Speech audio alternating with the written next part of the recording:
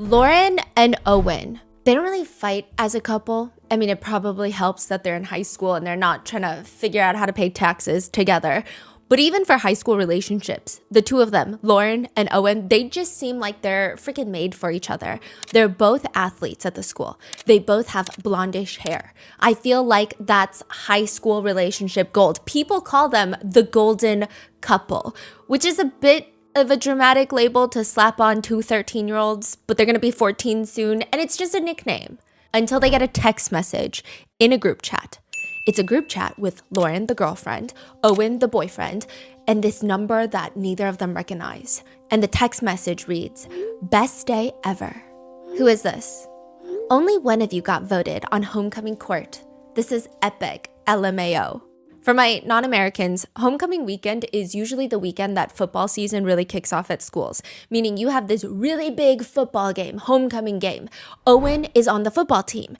And then you have homecoming, which is like, I guess it's kind of similar to prom, but not as official. Everybody dresses up. You have to have a date. You have to ask someone to be your homecoming date. It's a whole thing. The price breakdowns of people's dresses, glam, everything, it goes viral on TikTok. It's a production. And in the sense, you have homecoming court, students that are nominated to do their dances with other nominated students in homecoming court.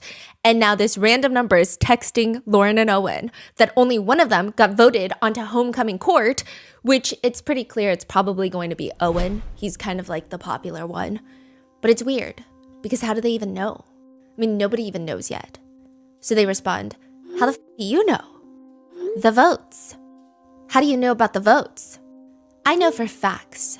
Trust me, Friday will be epic when it's announced. The look on your faces, watching one of you with your arm around another person, holding hands, being all adorable, smiling, flirting, and posing for pictures with another person.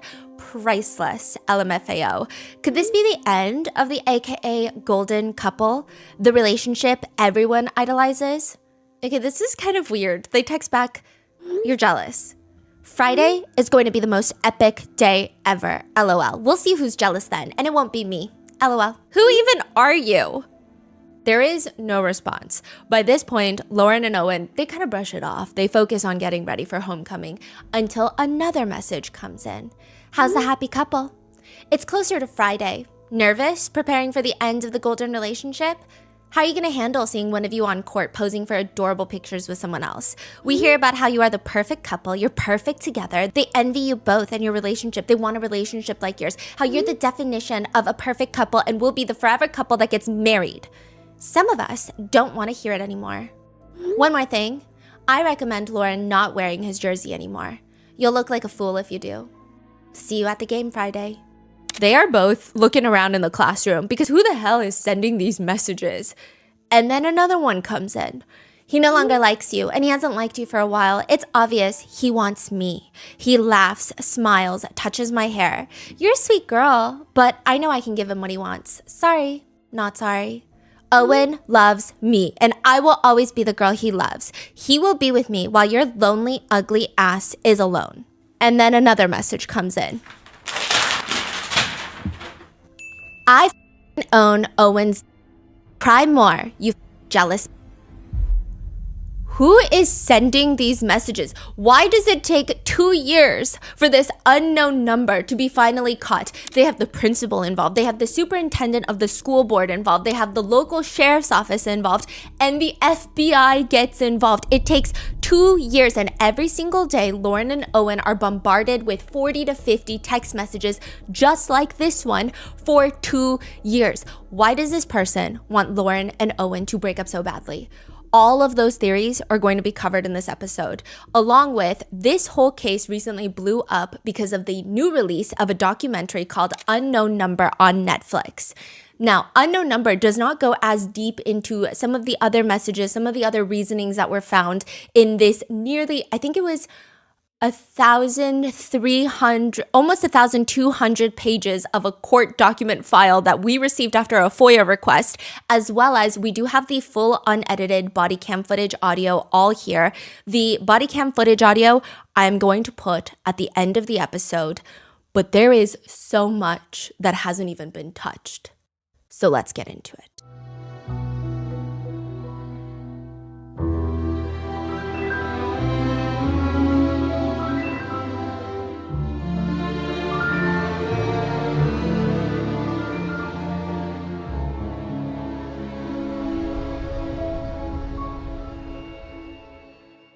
We would like to thank today's sponsors who have made it possible for Rotten Mango to support Stand with Nepal, Help Families of Martyrs. On September 8th, 2025, peaceful youth-led protests against government corruption turned into a national tragedy as the state massacred 19 protesters and counting. Stand with Nepal is a GoFundMe whose mission is to help deliver medical and supplies to hospitals, support the families of martyrs, many of whom have lost their only breadwinners, as well as strengthen the grassroots efforts of Nepal's youth who are risking everything, including their lives, to stand up against corruption. This episode's partnerships have also made it possible to support Rotten Mango's growing team, and we'd also like to thank you guys for your continued support as we work on our mission. As always, full show notes are available at rottenmangopodcast.com. Today's case involves mentions of cyberbullying, mental abuse, harassment. Please watch at your own discretion. A few quick things. We received in total over 1,000 pages in court documents, hundreds of those pages being text messages. I will say that sometimes in the documentary, the text messages are just kind of thrown in there with these very cool edits where the context is kind of lost and I don't even know what the conversation is about. And I feel like it almost makes it less scary, like less of, oh, this feels serious. Sometimes it might even come off a little bit like, oh, this is kind of weird that they're texting that. So I wanted to give some more context to those text messages. And we also have the full body cam footage from the day that they tell Lauren Licari, who had been cyberbullying and stalking her for 2 years. But due to privacy, the police have pre-blurred the footage. So even though most of us have seen portions of it unblurred on Netflix, I'm going to provide the entire audio footage at the end of this video, which I will timestamp for you in the pinned comment below.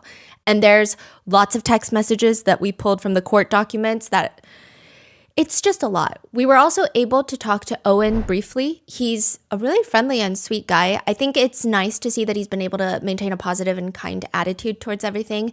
Maybe one day we'll interview him because I'm sure it's been very interesting to see everyone involved to, I guess, watch as this documentary blows up in real time. So with that being said, let's get started. Beale City, Michigan is a very small town. They will probably tell you it's the type of town where people leave their doors unlocked every single night, or every person's smile lights up the room. That's the type of town. And this case has nothing to do with unlocked front doors or dentistry. The important thing here is it's a small town. Beale City, Michigan is quintessentially where everybody knows everybody and their mother. They know your grandparents. I grew up in a small town where they would ask you, no, where are you really from? But in Beale City, they're gonna be like, who are your grandparents? Where did they live? It's that close-knit. It is a small population. So technically, it should not have taken the sheriff and the FBI this long to find this freaking suspect. It's been over a year that someone in this small town has been stalking 2 high schoolers. The officers walk into this small house by the lake. It's a bit on the messier side inside. One of the tables in the dining area is filled. The entire surface of the table is filled with alcohol bottles. Most of them are unopened, which perhaps is a good thing. But that's not why the police are here. They're here to talk to 15-year-old Lauren. Lauren is sitting on one of those kitchen counter stools, and she naturally looks very stressed. Because what is it now? I mean, they've been through this for the past 2 years, every single week. Once a week, almost on the dot, she gets taken into this small back office in the high school to turn over her phone, where they take all the text messages that have come in, and it feels like a CIA undercover operation without the intelligence. She's been doing this for so long. And Officer Maine has not gotten closer to finding out who did it. All that's happened is Lauren's life has been ruined. Like, what do you mean you don't know who's sending the harassing messages? They're sending 40 to 60 a day. The phone number is right there. Go find them. Every time they would go to the police, Lauren's mom, Kendra, would try to give them any information that would help. Maybe it's this person. She's always had some sort of jealousy for Lauren. Maybe it's this person. The way that they sent messages kind of sounds like them, doesn't it? Meanwhile, Lauren's dad, Sean, he's getting frustrated with the police. He's pleading with them. We gotta nail this son of a bitch. Whoever is doing this is ruining their daughter's life and stalking their 14-year-old daughter. We have to find them. And the police finally do. They're standing in Lauren's living room, standing in front of Lauren. Lauren's mom, Kendra, walks out. She's sitting on the counter stool next to her daughter. And Kendra's reaching over, holding Lauren's hand because they're about to find out who the hell has been sending these unknown messages. For about 2 years, Lauren and her boyfriend, Owen, I mean, the two of them have been in their own specialized version of hell, where the producers of Pretty Little Liars and Gossip Girl have come together and tried to make these random teenagers' lives absolutely miserable. This all starts when they're 13 years old. I mean, to be fair, the makers of Pretty Little Liars and Gossip Girl don't even know they exist, but they are living in the real life version of these two shows. Pretty Little Liars focuses on a small town, Rosewood, Pennsylvania, where 5 friends, best friends, have a sleepover. One of them goes missing. The other 4 friends, they all fall apart until someone starts sending them anonymous text messages, and this unknown number seems to know every little freaking secret that they have, like how one of them was caught making out with their English teacher. Another one of them made out with their sister's fiance. It's an unhinged show. And Gossip Girl is the older, richer New York City version of that. And somehow Gossip Girl and A both find their way to Beale City High School, where it starts with 13-year-old Lauren and her boyfriend, Owen. They start getting messages. And in the beginning, it's kind of silly goofy. It's like silly goofy kindergarten messages. The text messages are juvenile at best. The first few messages, if someone were to hand me a phone and would tell me to text something mean and I sat on my phone, this would be the outcome. It's just like gibberish insults. One message reads, "You are the ugliest person I have ever seen." It's always texted both of them? Yeah. I mean, it's not particularly original or specific. It's rather subjective of an observation, but coming from an unknown sender, it's a little creepy. Then another one. Off. You be the ugliest skank. Ain't playing ugly motherfucker. Then another one. We will make every day miserable for you. It's a little silly. He be with us tomorrow at cornhole. Sorry, not sorry. After cornhole, he hanging with us. We got plans, bitch. Owen is obsessed with us and everyone knows it. Seniors talk about how hard he want our sorry, not sorry. You trash, we ain't. I mean, it's bad, but there are multiple, I mean, even above this, there were multiple text messages about cornhole. Like a cornhole tournament. You know cornhole, the game with the wooden boards, and then you try to stick it's like skee ball. They're like having, it's the most atrocious thing being the spelling of the messages. But clearly, by the end of this message, it starts kind of escalating. And like the seasons of Pretty Little Liars and Gossip Girl, with every episode that passes, the boring text message threats aren't cutting it anymore. The unknown sender starts amping it up. I mean, it's getting rather mean. We will win. I promise you. Owen doesn't like you. He doesn't love you. Lauren and Owen both have no clue who this person is. They've tried asking around to see if anybody knows who the number belongs to. Nothing. They've tried calling and they won't respond. They just say, stop calling. And they're trying to get them to answer. Stop hiding. Answer my call. Or are you scared to talk to me? Just scathing messages coming after this, bombarding their phones. They've tried tracing the number back. These are all burner numbers. Someone is getting an app to get a fake phone number to message them, and with annoying frequency. I mean, they're just nonstop getting haggled by this fake number. Is it a girl in their class? Is it a guy? Is it multiple people? One message says, we will win. Who is we? And what the hell are they winning? Owen? That seems to be the point. It seems like Lauren gets bullied for being anorexic and not pretty enough for Owen based off these messages. The unknown sender seems pretty intent on making sure that they do not stay together, and they want Owen for herself, himself, themselves. We don't know how many people are behind this. So when this is happening, did Owen or Lauren have an idea who it could be? Did they start talking about it at all? Yeah, they later have an idea, and we're gonna get there. But the text messages read, you have no friends, and we all fucking hate you. Fuck off, you nasty ass skank whore. And that is targeted towards Lauren. And it's all a game to the unknown sender. I apologize. It became a game. It was easy. Over the past year, we got Owen to say he cheated, wanted nudes, we were better, had better bodies, hated you, didn't want to be with you, you were ugly, lesbian looking, anorexic, and wanted other girls at games. It's just like nonstop, 40 to 50 of these paragraphs a day. In another message, it reads, he's ready to be with a real girl who gives him what he wants. Fucking trash, don't wear fucking leggings. Ain't no one want to see your anorexic flat ass. You dress like a fucking slut. You trying to get attention? Fuck off. I mean, it's mean, don't get me wrong. I would be crying myself to sleep, especially if I'm that young, but it's just not that personal yet. It feels vaguely mean, if that makes sense. But they start escalating to get more scathing and more precise with what the unknown sender is trying to target. This feels like a warm-up.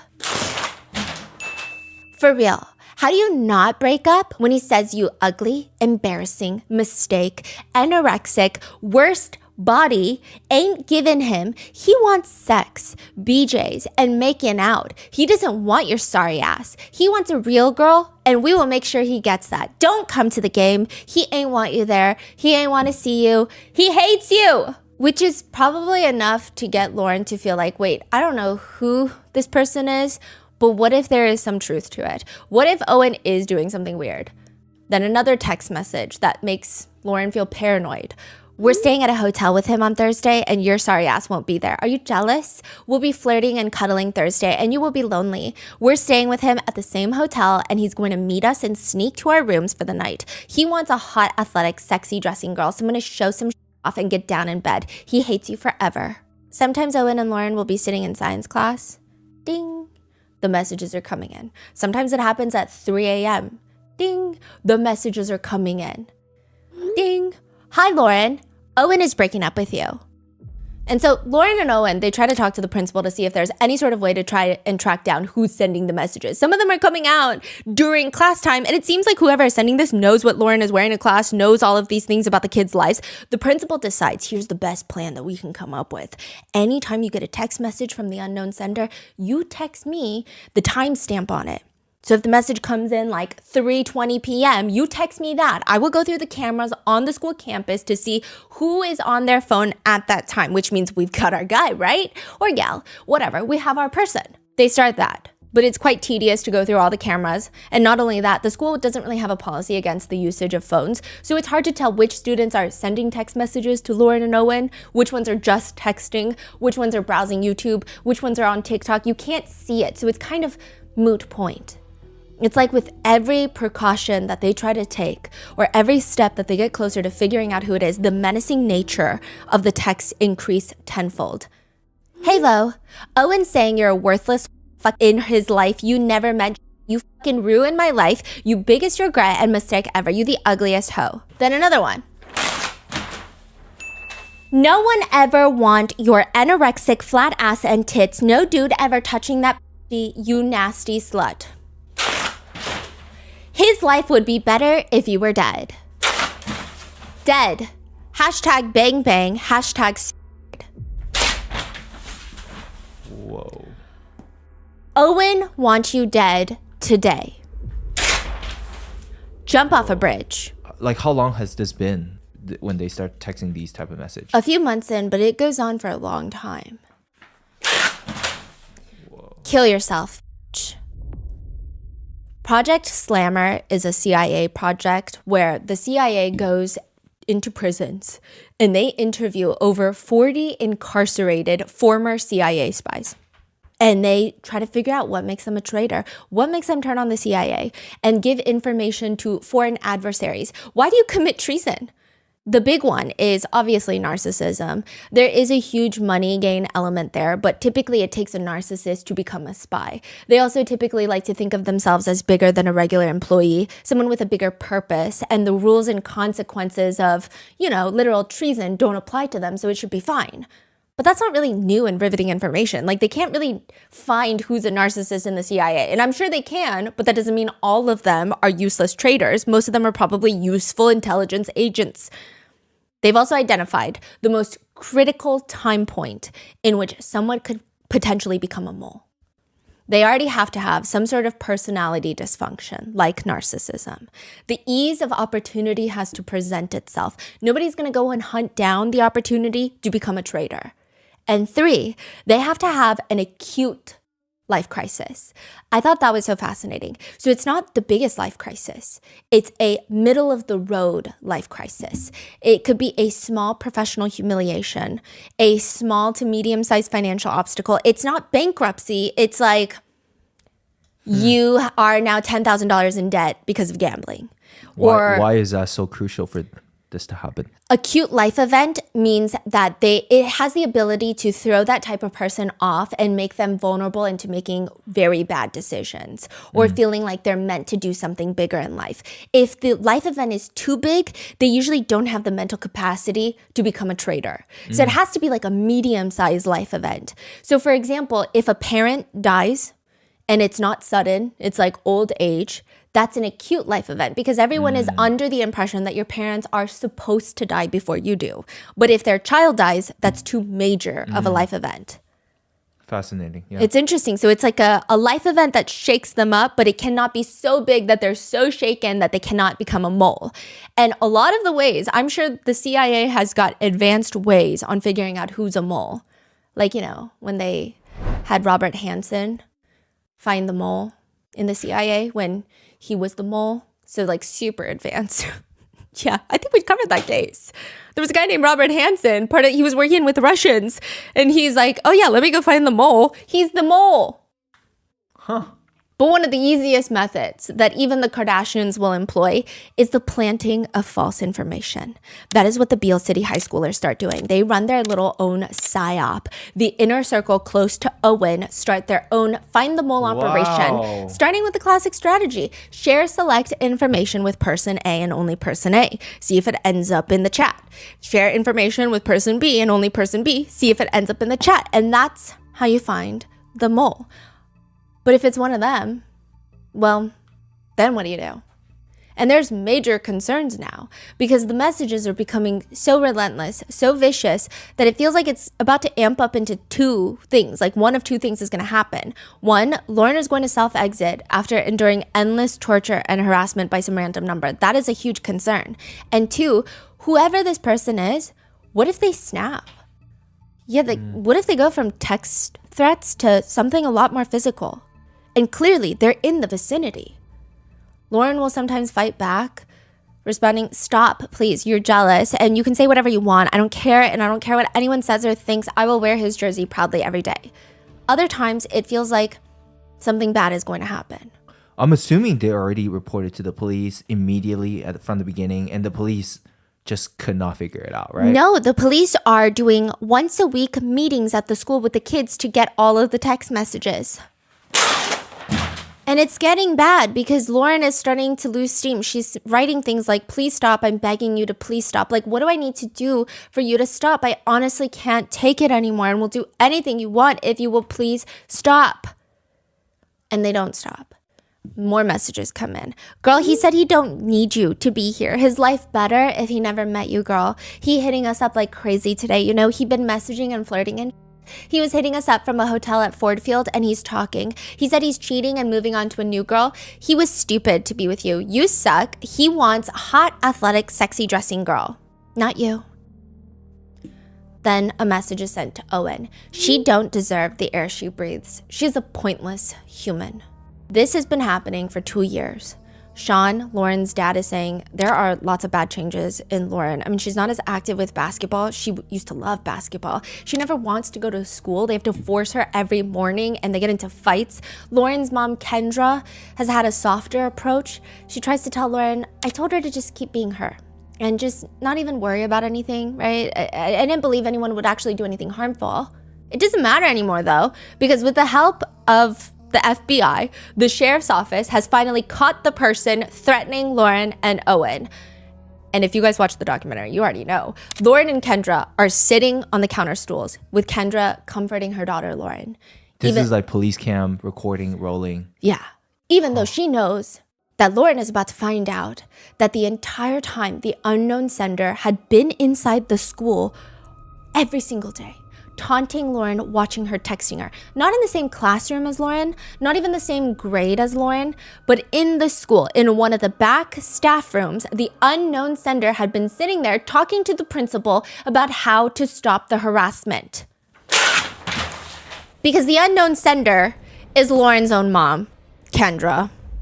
Kendra has been the one sending these messages, and you already know that. Kendra has been anonymously harassing her own daughter for years, and she knows that's what the officer is going to say because just minutes ago, before Lauren even came into the living room, the officer confronted Kendra one-on-one. Whoa. Here's the deal. When we were doing the investigation and the FBI got involved, we come up with some stuff that comes back to you. Which, side note, they don't talk about this in the documentary because I think it was like tedious stuff. I don't know if people were going to find it interesting, but I found it super interesting. The FBI tracked down, Kendra was using a lot of anonymous apps like Pinger to disguise her phone number and make all these fake numbers. And that's how she was texting them. The sheriff's office is like, well, I don't know what to do about that. Is it like Google numbers, like a fake number? Yes, I think it's a little, it's like Google number. And the FBI come in, they apply search warrants to Pinger, they apply search warrants to all of these apps, and it comes back to an IP address. And now they need to make sure that this IP address, because it kind of is leading to Kendra, but they need to make sure. So the FBI actually has one of the other moms send Kendra a hidden link to like a school thing. She clicks on the link and it's her IP address, and they match the IP address. Oh. So it's freaking Kendra. And Kendra is staring at the officer, not necessarily showing much emotion. And she's just like, what do you mean? The messages coming and originating from you. No. When we were doing the investigation and the FBI got involved, we come up with some stuff that comes back to you. What do you mean? The messages coming and originating from you. No. It's just weird. Kendra's not even convincing herself. The no is so half-baked. It's very, no. Her facial expression doesn't really change. It's weird. Every message that went to the kids, your number come back through Pingree or whatever it is, the app that's tried to hide it. Your number, even though it was being hid, showed up every single message. My number? Yep.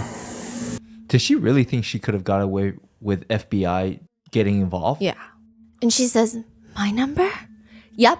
Does it have to do with Owen? Is there some sort of infatuation there with Owen? No, nothing like that. Does Lauren know about it? No. She shakes her head and she's asking the detective.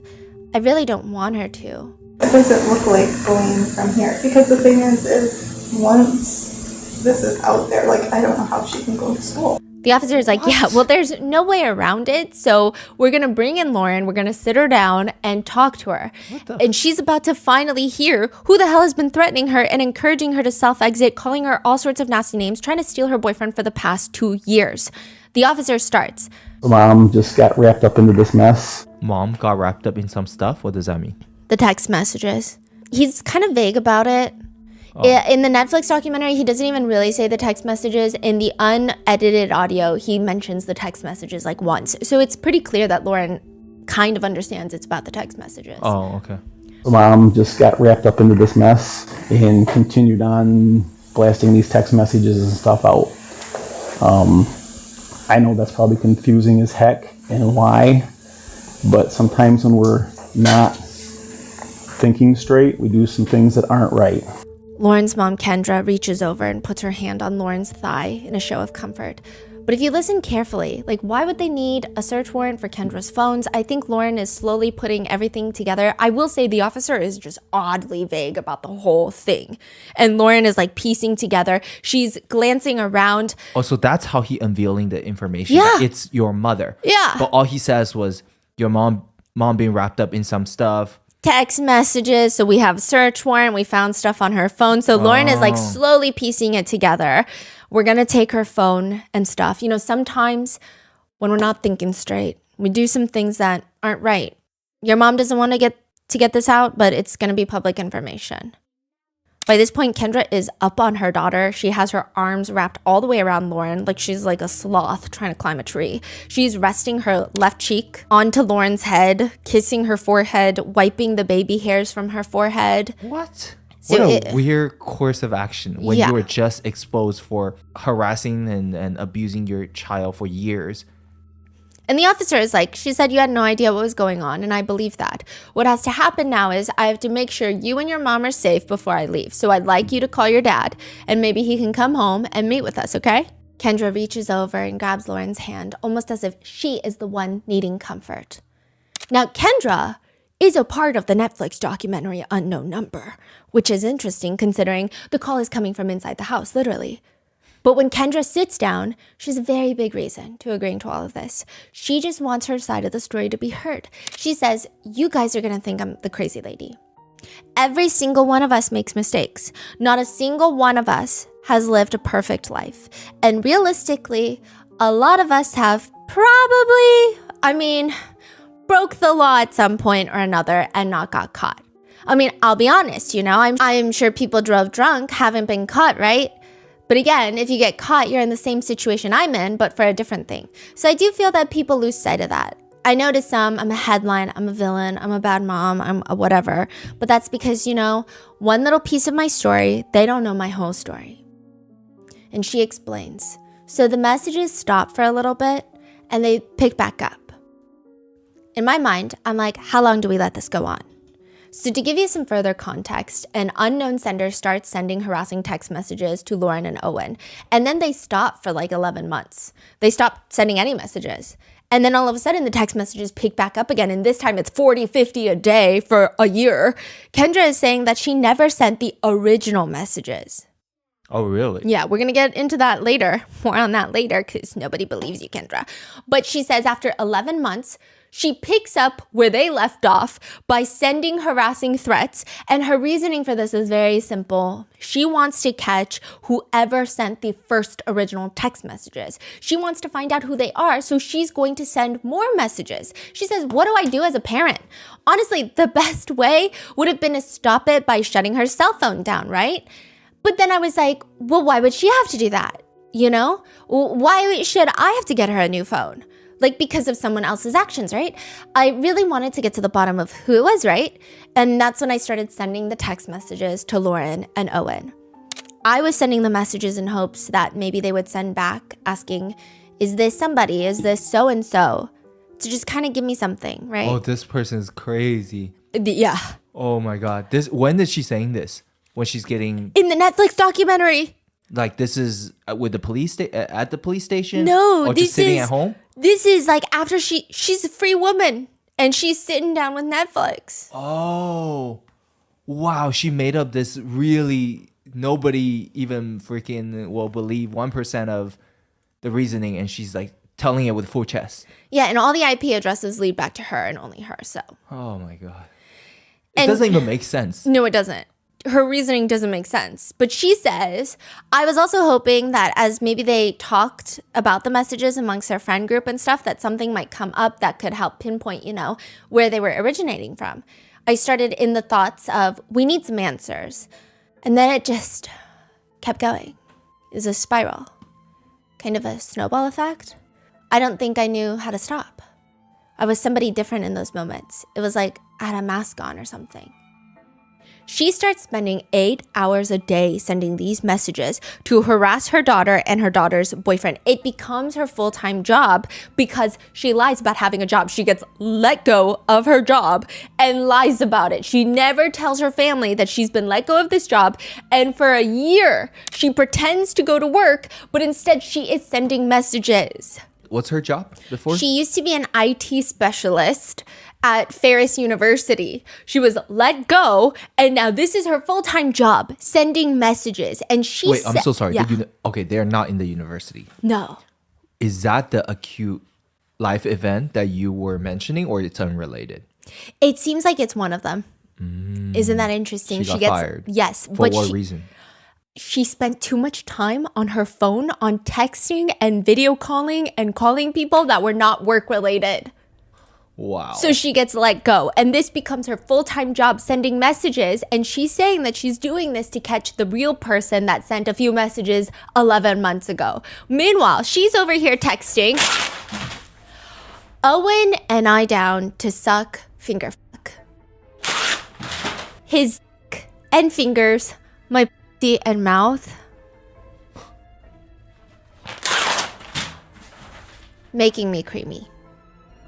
And not in the documentary, but in the court doc, it reads, Owen, like our science convo about redacted being fingered, he's ready to do it to me. We know you ain't doing it, and like they told you, he need better.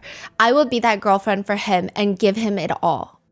This is again from the court documents. I don't know why they weren't shown in the documentary, because these text messages, even just the text messages that were shown in the documentary, a lot of netizens are saying, how is she not charged with like sexually harassing a minor?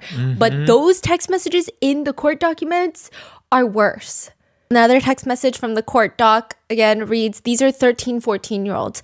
Owen got the fingering deets, and he be and I be jerking and making him creamy. You be fucking jealous. So her text message just like vulgar. There's not even a message. The message is, Owen wants me and not you. Yeah. Just over and over and over and over. Another text message just reads, creamy. You should have been a real girlfriend and gave him what he needed. Be f***ing jealous. My f***ing tits in his face. Real ass, real body, bitch. Bed pics for real. FaceTime get real. Our f***ing text, he jerked off for me. Fuck off. He said I'm f***ing hot. Best ever. F***ing making him horny. F***ing make him horny. Make it cream. Again, Kendra claims she has a very good reason for this. She is basically going undercover to figure out who the real harasser originally was. You have to believe her. Not being invited to Khloe Wilson's annual Halloween party would probably have me crying in my room at night. Khloe is one of the popular girls at the school. She's on the volleyball team, the basketball team. Her parents are popular. She has friends from nearby schools. Everyone knows Khloe and everyone knows her Halloween parties, except Lauren, who does not even want to go. And technically, Lauren's not invited. But Owen states, well, if I'm going, then you're going to come with me. Because Owen and Lauren are dating. Lauren and Owen have been dating for like a year at this point. And Owen, by all accounts, seems like the more popular one. He seems a little bit more social. He has a lot of friends. He's on the football team. And Lauren is described by everyone as being pretty quiet. She likes to keep to herself in a small group of people that she knows. And that's what she likes. And the Halloween party does not sound like something that she wants to attend. But they're dating. This is part of the life. So now it's part of hers. Lauren just does not really get along with people like Khloe. Beale City high school cliques seem very intense. It's a small town school. Beale City has one stoplight, 2 bars, and they're more like pubs. The entire town has a population of a few hundred people with more wind turbines than they have bars. One netizen describes living... Few hundred people in the town? Yeah. Wow. One netizen describes living in a small town like that as, quote, an experience where you have to be careful not to kiss a relative. Not because incest is like a trend or a shared experience, but because there's only so many residents and you can only have so many drinks before you're like, wait, am I blackout drunk and making out with my cousin? It's a numbers game. Oh.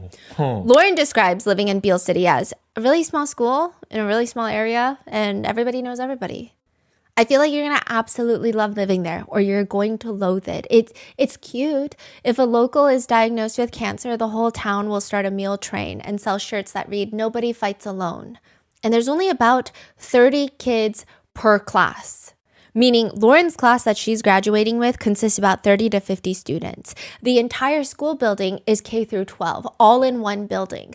I feel like the kids are all just in one class completely. And out of the 30 kids, they have separate group chats, separate friend groups. Owen describes it as, you've got the popular kids, like Khloe and her friends. You've got the cheerleaders. And then you have the quiet kids. I guess because there's not as many people, there are less groups. I mean, nobody says it outright, but it seems like Lauren is maybe in the quieter group, Owen is maybe in the popular group, or, Lauren is maybe floating between the groups. And nothing is wrong with any of that. The problem comes when everyone is just talking about everyone. I mean, if there's only a few hundred people, Yeah. that's not that hard to find out who. That's what I Right? was saying. Wow.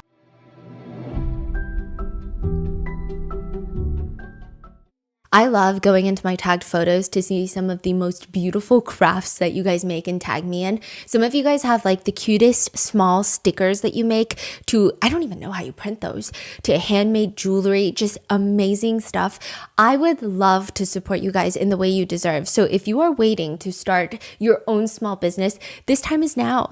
Taking your business to the next level is a dream that a lot of us share. But too often I feel like it just stays a dream. the what ifs creep in. What if it fails? What if someone gets the idea first? Turn those what ifs into why nots and help your business soar with Shopify. As you guys know, we have a special project with Shopify in the works. Although I can't make any promises, if we were to ever do a pop-up shop one day, Shopify's point of sale system would have us covered with wireless hardware that can synchronize physical orders with any online sales so we don't lose track of inventory. Turn those what ifs into why nots and keep giving those big dreams the best shot with Shopify. Sign up for your $1 per month trial and start selling today at shopify.com/rotten. Go to shopify.com/rotten. Shopify.com/rotten.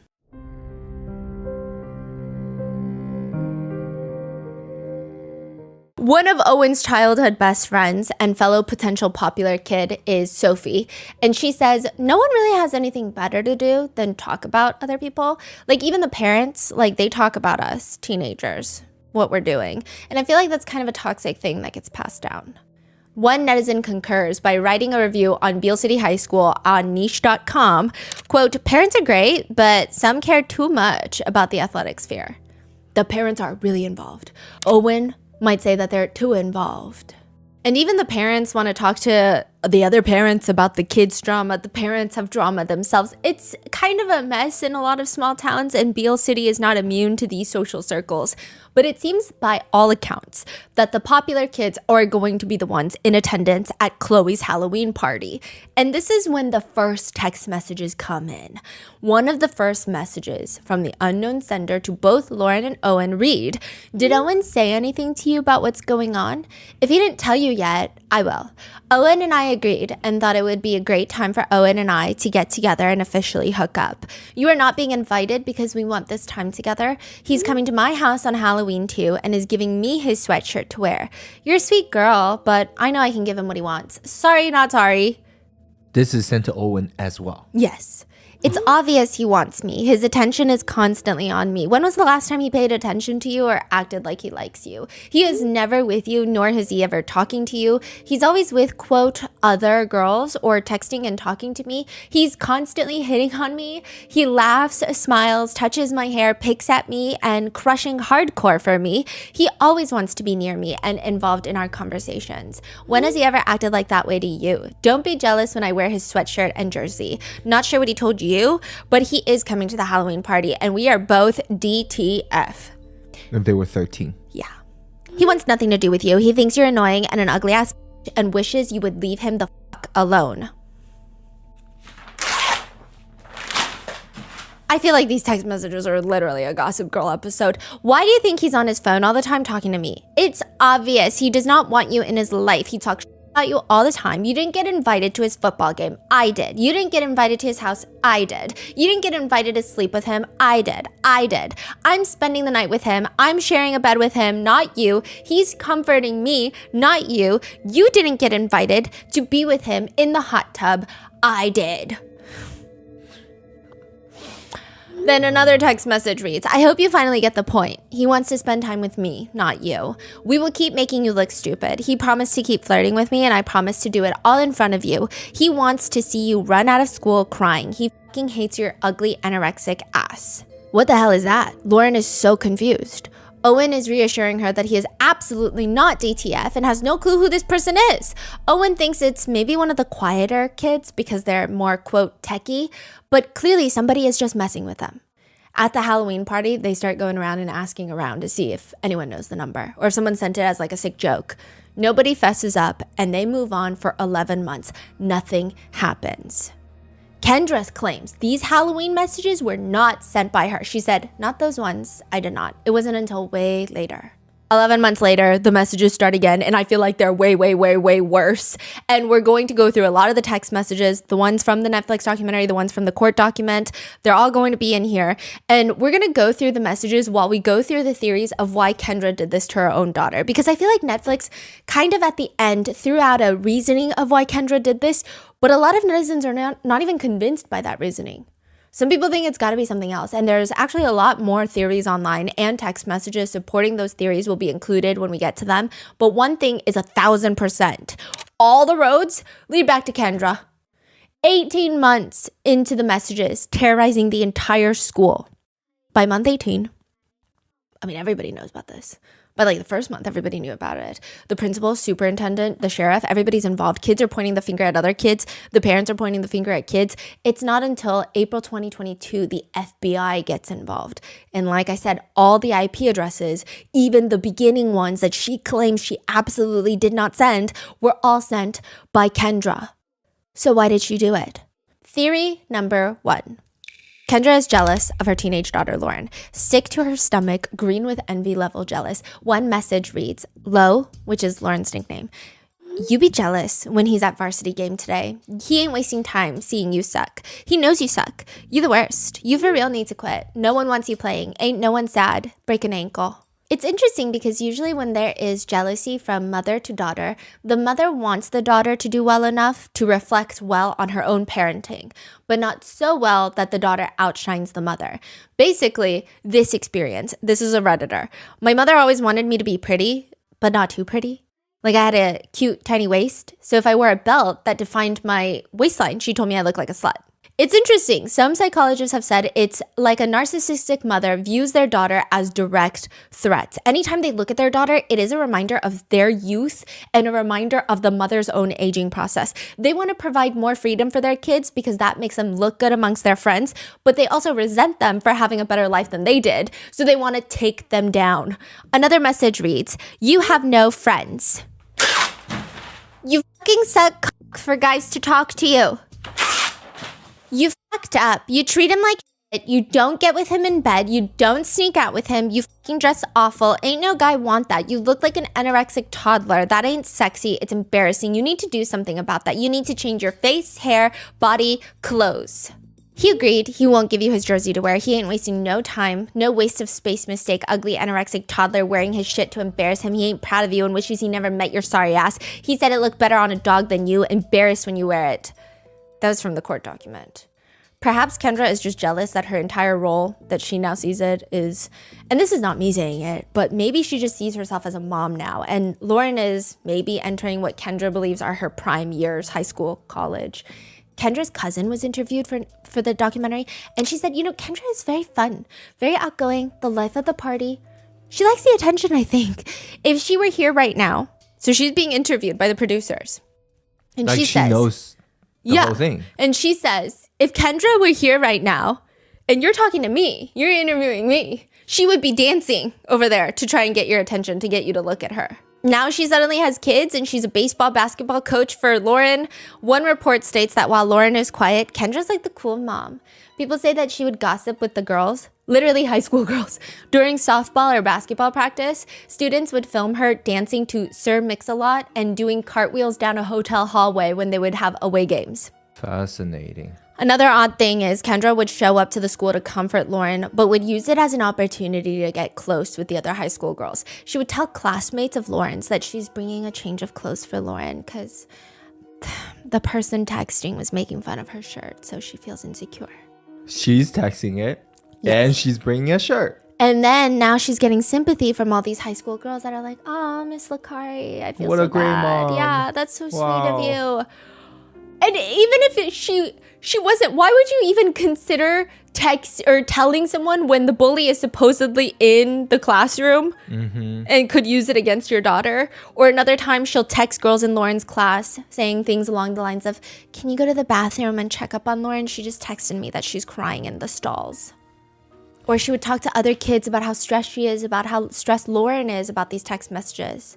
But Kendra will swear, this is not the motive. She is not a jealous mother. Yes, she was targeting everything that Lauren was insecure about. However, it wasn't to make her feel bad. Kendra straight up says, Lauren knows she's petite. She knows she's small. She knows she's thin. So I might have kind of picked up on some of her insecurities. Her hair, her appearance, her looks, But honestly, the messages weren't really targeted at her insecurities. The Netflix producer does ask something that kind of pissed off a lot of netizens, which is they asked Kendra, were they targeted at you? Were you sending those messages to yourself? And they were like, why are you trying to give her an out to make herself look better? Basically, they're asking her, like, did you feel like the mean things you were saying, you were almost saying it to yourself? No. What kind of a question is that? But Kendra is like, yes, that very well possibly because I was way too thin. I was not eating, so you could put me in that anorexic category. A lot of people are like, why would you even ask that? I also don't think that that's what happened at all. I honestly think that Kendra was saying that because, I also struggle with my choice of... Sometimes I struggle with body image as well, right? Everybody does. Lots of people do. And some people think that Kendra, as she's aging, she notices that her metabolism is not as quick as it used to be. And maybe she has to work extra hard to stay in that body frame that she likes. And she's looking at her teenage daughter, and like lots of teenage kids, they can just eat whatever they want and they don't really fluctuate in weight as much as like a 50-year-old woman. And so maybe she's very upset with that. I don't think that she's sending it to herself. I think she's pissed off. Yeah. And I mean, the messages are insane. Some more read, you jealous bitch. He ain't talking to your sorry ass. He talking to us. How does it feel to lose? Your anorexic body ain't worth it. He never came back to you. He never want to talk to you again. He want you to fucking stop. You fucking will be crying every day. We could fucking care less. He never come back to you. He didn't even talk to you to get the fucking point. He hates you. Now we ruin your life. You fucking did this. Now we ruin your life. We all hate you. You fucking suck. You're the fucking reason JV lost the basketball game and only went to the varsity game. We losing. You didn't do shit. You fucking suck. Proved it again. Fucking break a neck, leg, anything today and be done with basketball. Ugly, anorexic, no good. We promise you, you know he's cheating. F you, we won, and he hates you.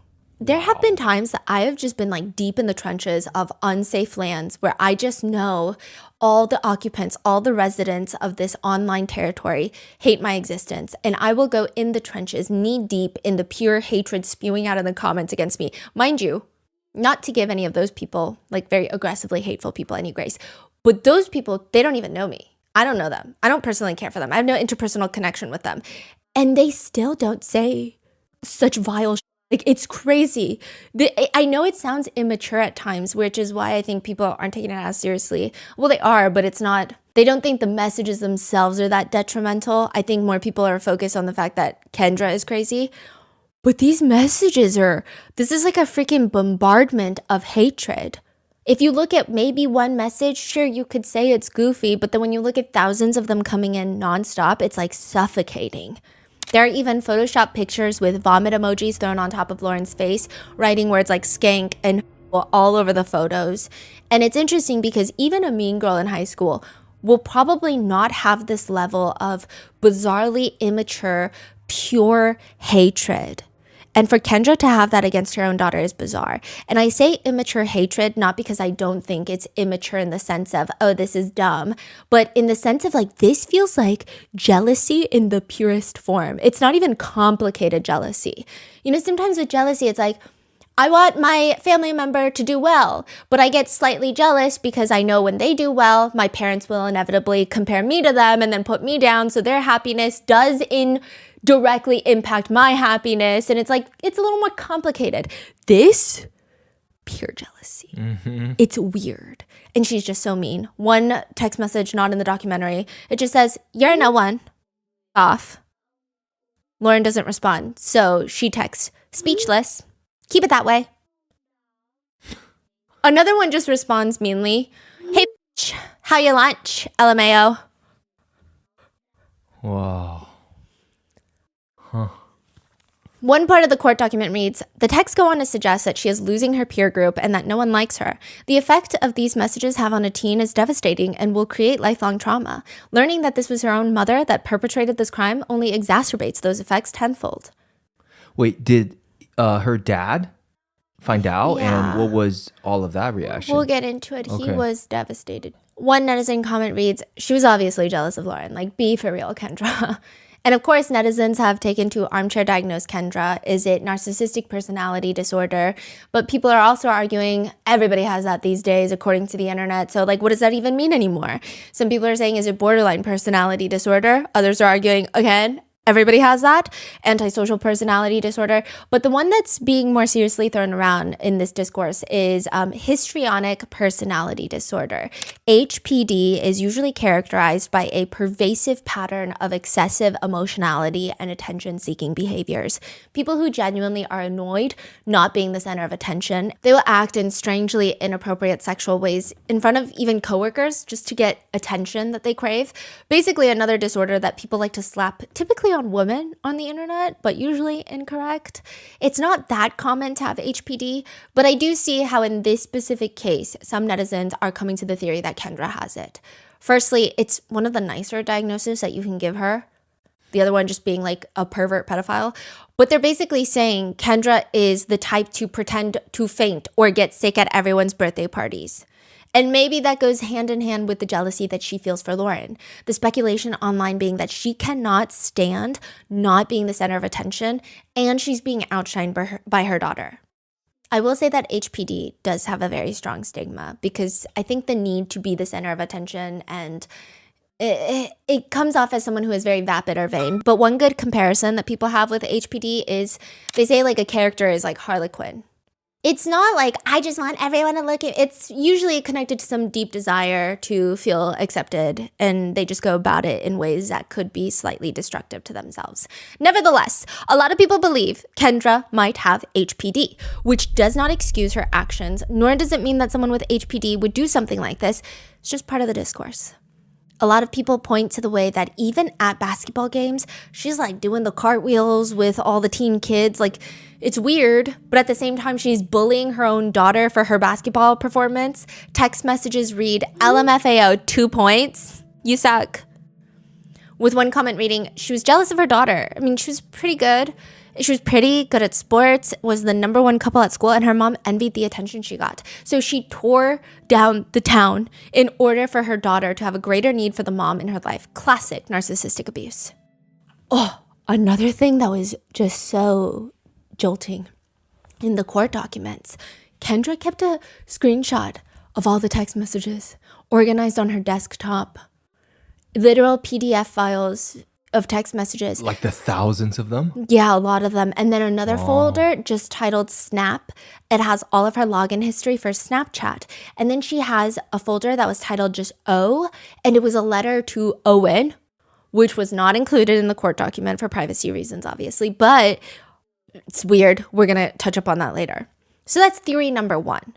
But being jealous of her own daughter, which is a very real thing that happens, there is the other theory, the second theory. This is the one that Netflix kind of drove more into, which is Cyber-Munchausen by proxy. So to give you some context, Munchausen syndrome is someone who loves to pretend to be sick, to make themselves either literally sick or pretend to be sick to get sympathy. It's giving, I'm dying, but not actually.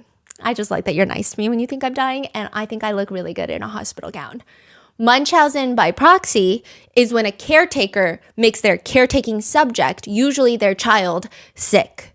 So everyone can rally around them. And this is actually a lot more dangerous because most of the time it's not pretend. Most of the time they are making their child sick and the child has no idea, and because the child can't lie to the doctor, so they just physically make them sick.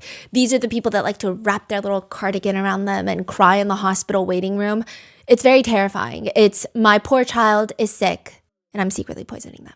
And now there's the online variation of it. Munchausen, where people will fake having cancer, posting literal TikToks of them getting chemotherapy, setting up GoFundMes, only for everyone to find out that they don't have any sort of terminal illness at all. They are healthy as a horse. Then you have this case, Cyber-Munchausen by proxy. Lauren is getting bullied, cyberstalked, harassed, bullied. She is a victim. And Kendra is her poor, sympathetic mother trying to fight for justice to make sure her daughter is okay. That is the theory. I mean, there have been reports of people making fake accounts to bully themselves for sympathy. There have been other reports of people making fake accounts to bully their friends. Okay, so this is where it gets weird. There have been reports of person A making a fake account to bully their best friend online, person B. And then it's like an anonymous hater. And then person A switches back to their real account and defends their best friend. Oh. To drive their best friend closer to them. Yeah. Wow. I know. I was down a rabbit hole looking into this because I was like, Cyber-Munchausen by proxy? How does that even work? Wow, that's fascinating. So now Kendra is a woman who cyberbullies her daughter so that she can feel needed. That is the theory out there on why Kendra did all of this.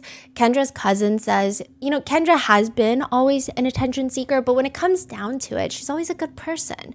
Maybe this is her way of making Lauren need her. You do as a teenager need your mom, but not in that way. Lauren would come home upset about these text messages, and Kendra got to play the hero and be there for her. The superintendent of the school states she wanted her daughter to need her in such a way that she was willing to hurt her, and this is the way she chose to do that, versus physically trying to make her ill, which is typical Munchausen behavior. It is not acceptable, but I think a lot of people have accepted it because it's just more digestible to think of it like that of, oh, okay, a mom who wants her daughter to need her seems a little bit more maternal and acceptable than, no, she literally hates her daughter. I think, because I don't know why so many people are running with this theory. I think there is maybe a little bit of this, but I don't think so. Yeah, I don't think so. I mean, I think the one thing I'm like, okay, I could see that is she does use it as the whole purpose of her life. I feel like okay, if she wants to do that, I would say, wouldn't she do it even more publicly on like platforms, on blogs? Like just hating on the daughter. Yeah, make like a Gossip Girl bully blog or something. So then the whole freaking make it more public maybe. But this is like very personal. She's like directly going after the daughter's insecurities. Yeah. It's weird. And Kendra, she does make this whole thing her personality. She'll go to the school every day to talk about it. Someone gives her a suggestion of like, why don't you get her a new phone number? She'll ignore it, come back the next day, talk about it all over again. School members say, I mean, you got Kendra and then you got Owen's mom, Jill, going to the school every day, just bitching at Dan, who's the principal. They're demanding that they go through kids' phones, but luckily the superintendent is like, hey, are you insane? You're not going to go through kids' phones. Like, we're not going to have interrogations of the basketball team. Side note, some of the sympathy farming, if you will, is weird. Kendra will take screenshots of the unknown sender texting her own daughter to self-exit, send it to Lauren's classmates, or sometimes even call them, to which a few of Lauren's classmates are actually very stressed out about this, and they feel like now every text or call from Kendra is going to be the one where they are told that Lauren is gone, because that's how concerned they are. One classmate says, how much can a little girl take? So people are saying that Jill, who is Owen's mom, is trying to get to the bottom of this. Every time she's talking to the principal, she's trying to implement new things to figure out who the texter is. Meanwhile, Kendra is just like sobbing. She's trying to get thoughts and prayers and a freaking casserole. That's the vibe. Which I don't know, but a lot of the documentary runs with this theory. Kendra again says that's not why. She says, I'm not jealous of my daughter. This is also not why. She said that she wanted to protect her daughter. She says, when I was 17, I was R-worded. And as my daughter was hitting those teenage years, I got scared. I got very scared. I didn't want her to go through the process that I'd gone through. And I think that really led me to not knowing how to handle things, right? It was hard because I was reliving what I had been through, but also at the same time wanting to protect her. I wanted to try to like control the outcome of her journey. I was afraid of letting her grow up some, right? Wanting to protect her and keep her safe and keep her close, and scared to let her grow up because scared of what could happen to her. A lot of people are like, what are you talking about? Yeah. What are you talking about? A lot of netizens are confused why Netflix didn't push back on Kendra's excuse. Side note, another text in the court docs we found was Lauren texting, I don't understand any of this, but it's becoming very hurtful, and honestly, I'll do anything for you to stop and leave our lives alone. Neither of us did anything to anyone to deserve this, and honestly, it just makes me very sad. Kendra, unknown sender, responds, shut the up. Owen hates you, and he could care less about how your ugly anorexic ass feels. Give up on him and yourself. You're worthless. You f***ing lost.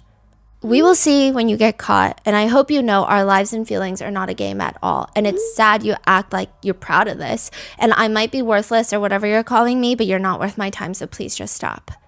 Kendra just responds, you're jealous, give up, and we won. Owen picks us, and you worthless trash to him.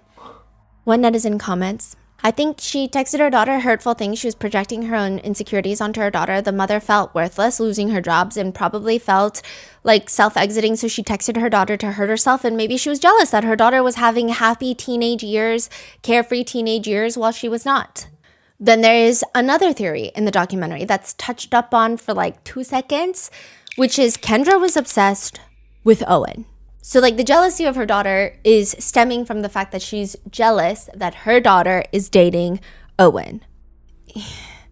Kendra wants a 13-year-old boy, is the theory. And it mainly comes from Owen's mom stating that she believes Kendra was obsessed. Kendra's own text messages, a lot of them do come off very strangely. So one text message reads, "You will never take him away from me. You will never win when it comes to him. I will always win, and I have always and will always be more important to him. Owen loves me, and I will always be the girl he loves. You will not come into his life and take him away from me. That will not happen. You are a bitch, and I want you out of his life. He will always be with me while your lonely, ugly ass is alone. Owen and I need each other. Sorry, not sorry." Lauren responds, "I'm sorry you feel it's okay to say stuff, and if it makes you feel better about yourself, then good for you. I don't care what you say. Owen and I are solid, and you're not going to break us up." The response later to that is, "This phone number is no longer in service." Because she likes to change her phone number a lot. And so it just feels like... What in the world? It feels like targeted towards Lauren, yes, but it does feel weirdly obsessive with Owen. Yeah. Another text reads, "You are worthless and mean nothing. You never have. Get a life out of here. Owen will never look at you again or talk to you. You his life so bad. His family hates you for it, and he will never in his life acknowledge you again. Get the lost. He is done with you. You embarrass him for real. He picks us over you every day at school. He always has and always will. LOL, he hates you.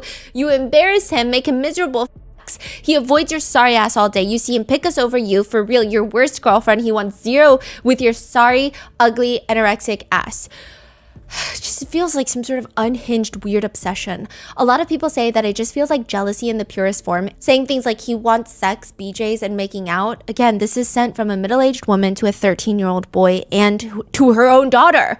You don't give it up. He cheated on your ass for more. She's an ugly, anorexic, and sucks at everything. Ain't no one like her. She up on your boys, don't talk to her. Basically accusing Lauren of talking to Owen's friends. Owen, you f***ing promise, do not talk to her. She ain't worth it. People argue online that whether it was jealousy towards her own daughter, Munchausen by proxy, Cyber-Munchausen by proxy, whatever you want to call it, none of these text messages are appropriate to write to 13-year-olds. And you can't really write it, some netizens are arguing, without feeling something towards that boy. It's just kind of incomprehensible. Right. Yeah, like these messages are really alarming to say. Yeah. Towards about a 13-year-old boy. Yeah. Another message reads, "Owen loves me, and I will always be the girl he loves. He will be with me while your lonely, ugly ass is alone." In the documentary, Kendra says he liked, talking about Lauren and Owen. They liked a lot of the same stuff, a lot of the sports. They went trick-or-treating together, little things like that. How can you say they like trick-or-treating, recognize how young they are, and still text things like this? Further proof that netizens feel show that Kendra was obsessed with Owen is all of the text messages seem to center around them breaking up the golden couple because Owen likes us more than Lauren. Quote, "We will win." Well, Kendra does win because Lauren and Owen end up breaking up. Owen says, "We were on FaceTime and I told her it was just too much. It's clear the texter wanted them to break up." Owen says, "Maybe if we give them what they want and they stop, maybe one day we can try again." Do you, like, just in the midst of all of this? And he thought it was going to get better because that was the whole point of all these messages, is for them to break up. But it doesn't get better because months later, he goes to an away game and he meets this girl from a neighboring city like 2 hours away. They're not officially dating, they're just talking. But then he wakes up to a text from her. My mom just got a random text from someone. Owen is like, here we go again. It's the same format, same words, telling the girl from Pinconning to back off of me because I'm theirs. The texter went out of their way to find her mom's phone number that lives in Pinconning. I just felt like I couldn't do anything about it. I had no... Wait. It's texting the girl's mom? Yeah, this random girl's mom. But not texting the girl or Owen? No. What? I just felt like I couldn't do anything about it. I had no freedom. I felt like I couldn't date anyone because I was putting them in danger. And I just didn't want them to go through the same thing that Lauren went through. It would eat me alive each and every day. I feel like I was losing trust in everyone. In a text thread, the girl is asking him, "You know who it is?" "No. My mom just got another text this morning. I'm really sorry." Owen states, "So me and the girl from Pinconning ended up breaking up because of this." Furthermore, there's an anonymous tip that gets sent in accusing Lauren of bullying Owen that is sent in by Kendra herself. It feels like in some respects, she's competing with her own daughter and all these other girls for this 13-year-old boy. when they were dating, you know, Kendra would go out of her way to go on these dates with Lauren and Owen to take pictures of them. She signed up to coach Owen's track team. She wanted to become his, quote, second mom. She went out of her way to drive Lauren 3 hours to watch one of Owen's championship games. And there had been this huge tournament in Florida for Owen. Kendra thought, why don't we turn it into a whole Licari family vacation? To which Jill, Owen's mom, gently told her, maybe not. But now in hindsight, it just seems strange because even after the breakup, Kendra is attending games that Lauren is not going to, sitting right next to Owen's mom, Jill. Owen's mom, Jill, says, I think she became obsessed with Owen, which is hard being a mom and that she's a grown woman. But I think there was some level of relationship that she wanted to have with Owen that obviously is not acceptable at her age. If you looked at the way she treated him, how she glorified him, how she would go out of her way to do anything and everything for him and just be noticed by him. She would just randomly text him and try to keep a connection with him. She came to all his sporting events even after Lauren and him broke up. This is disgusting. Weird. Owen says, it felt like she was attracted to me. She was super friendly, super like, here, I'll get this for you. I'll go do this for you. You know, it just wasn't like...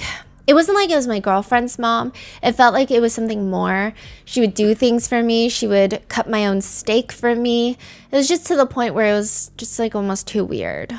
When the police show up with a search warrant for Kendra's devices, they straight up ask Kendra, is there an infatuation there with Owen? And she says, no, nothing like that. How do you feel? Does it feel weird? Feels weird. Now, need I remind you, she is also texting, hi, Lauren, Owen is breaking up with you. My tits in his face, making him horny, make it cream. So one person also states that they saw Kendra take Lauren's phone. This is like another student at the school. They saw Kendra take Lauren's phone, read through Lauren's messages with Owen, and then proceed to text him back, I love you, pretending to be Lauren. What? Regardless, when Kendra is confronted, Officer Main tells her, okay, just like tell me, you know, did he treat Lauren bad? Was it an infatuation? I mean, because it went on for a while. And she says, What does that mean?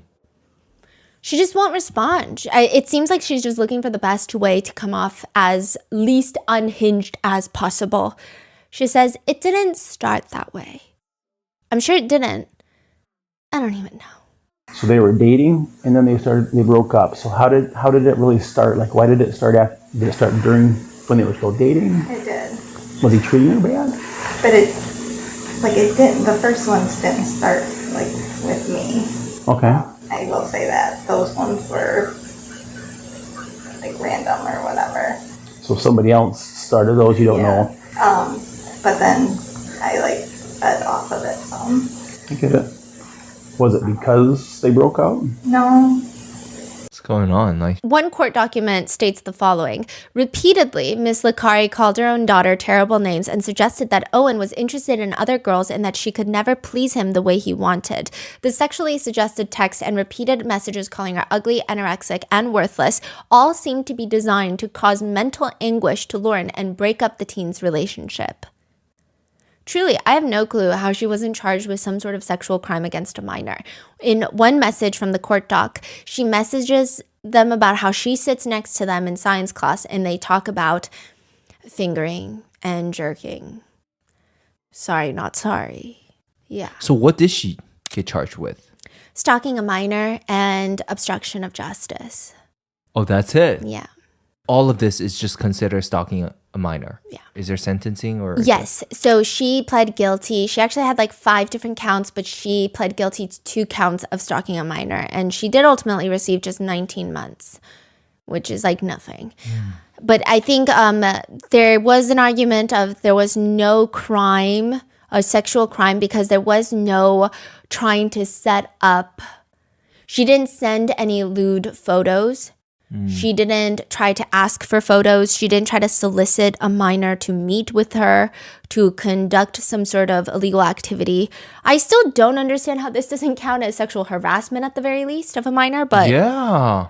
I mean, she just has a sick obsession with the word creamy, cream, and sometimes she will literally just text cream, and then another one in caps, cream, and another message, remember when he used to touch my leg? He be touching more now. He always pick me bedroom pics coming.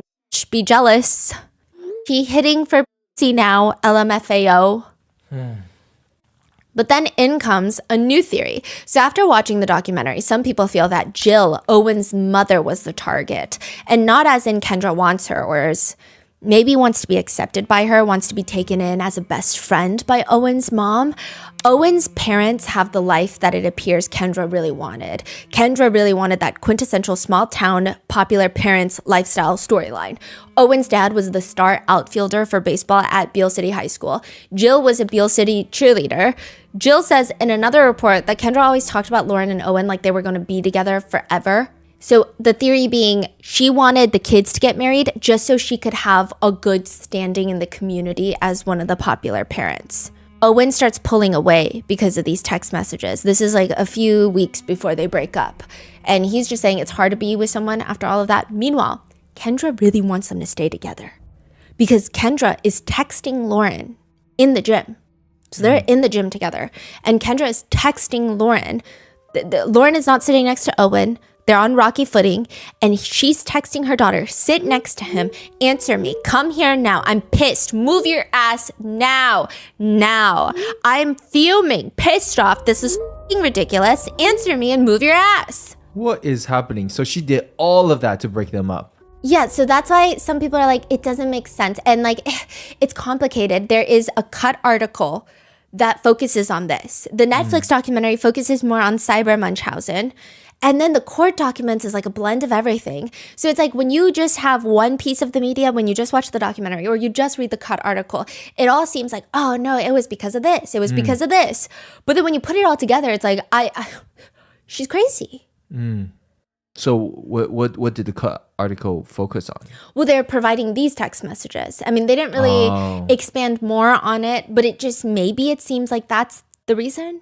Maybe if she thought Lauren and Owen got married, she would be connected to one of the more popular families in Beale City. Or maybe she knows that now she is going to be more distant from Owen. True. Right? They're broken up. There's no reason for her to be hanging out with Owen now. Yeah.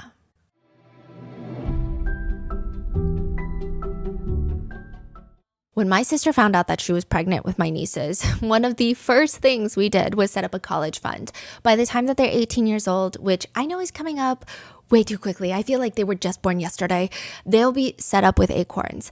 Whether they decide to go to college or do something else, they can have a mature fund that's been gathering interest for years. Acorns helps you grow towards the money goals you have today and the ones you'll have tomorrow. Acorns is the financial wellness app that helps you invest for your future, save for tomorrow, and spend smarter today. They make it easy to start doing more with your money. In fact, you can start automatically investing with just your spare change. You don't need to be like a finance wizard. Acorns puts your money into an expert-built portfolio to make sure you're investing wisely, not wildly. Sign up now and Acorns will boost your new account with a $5 bonus investment. Join the over 14 million all-time customers who have already saved and invested over $25 billion with Acorns. Head to acorns.com/rotten or download the Acorns app to get started. Paid non-client endorsement. Compensation provides incentive to positively promote Acorns. Tier 2 compensation provided. Investing involves risks. Acorns Advisors LLC and SEC registered investment advisor. View important disclosures at acorns.com/rotten.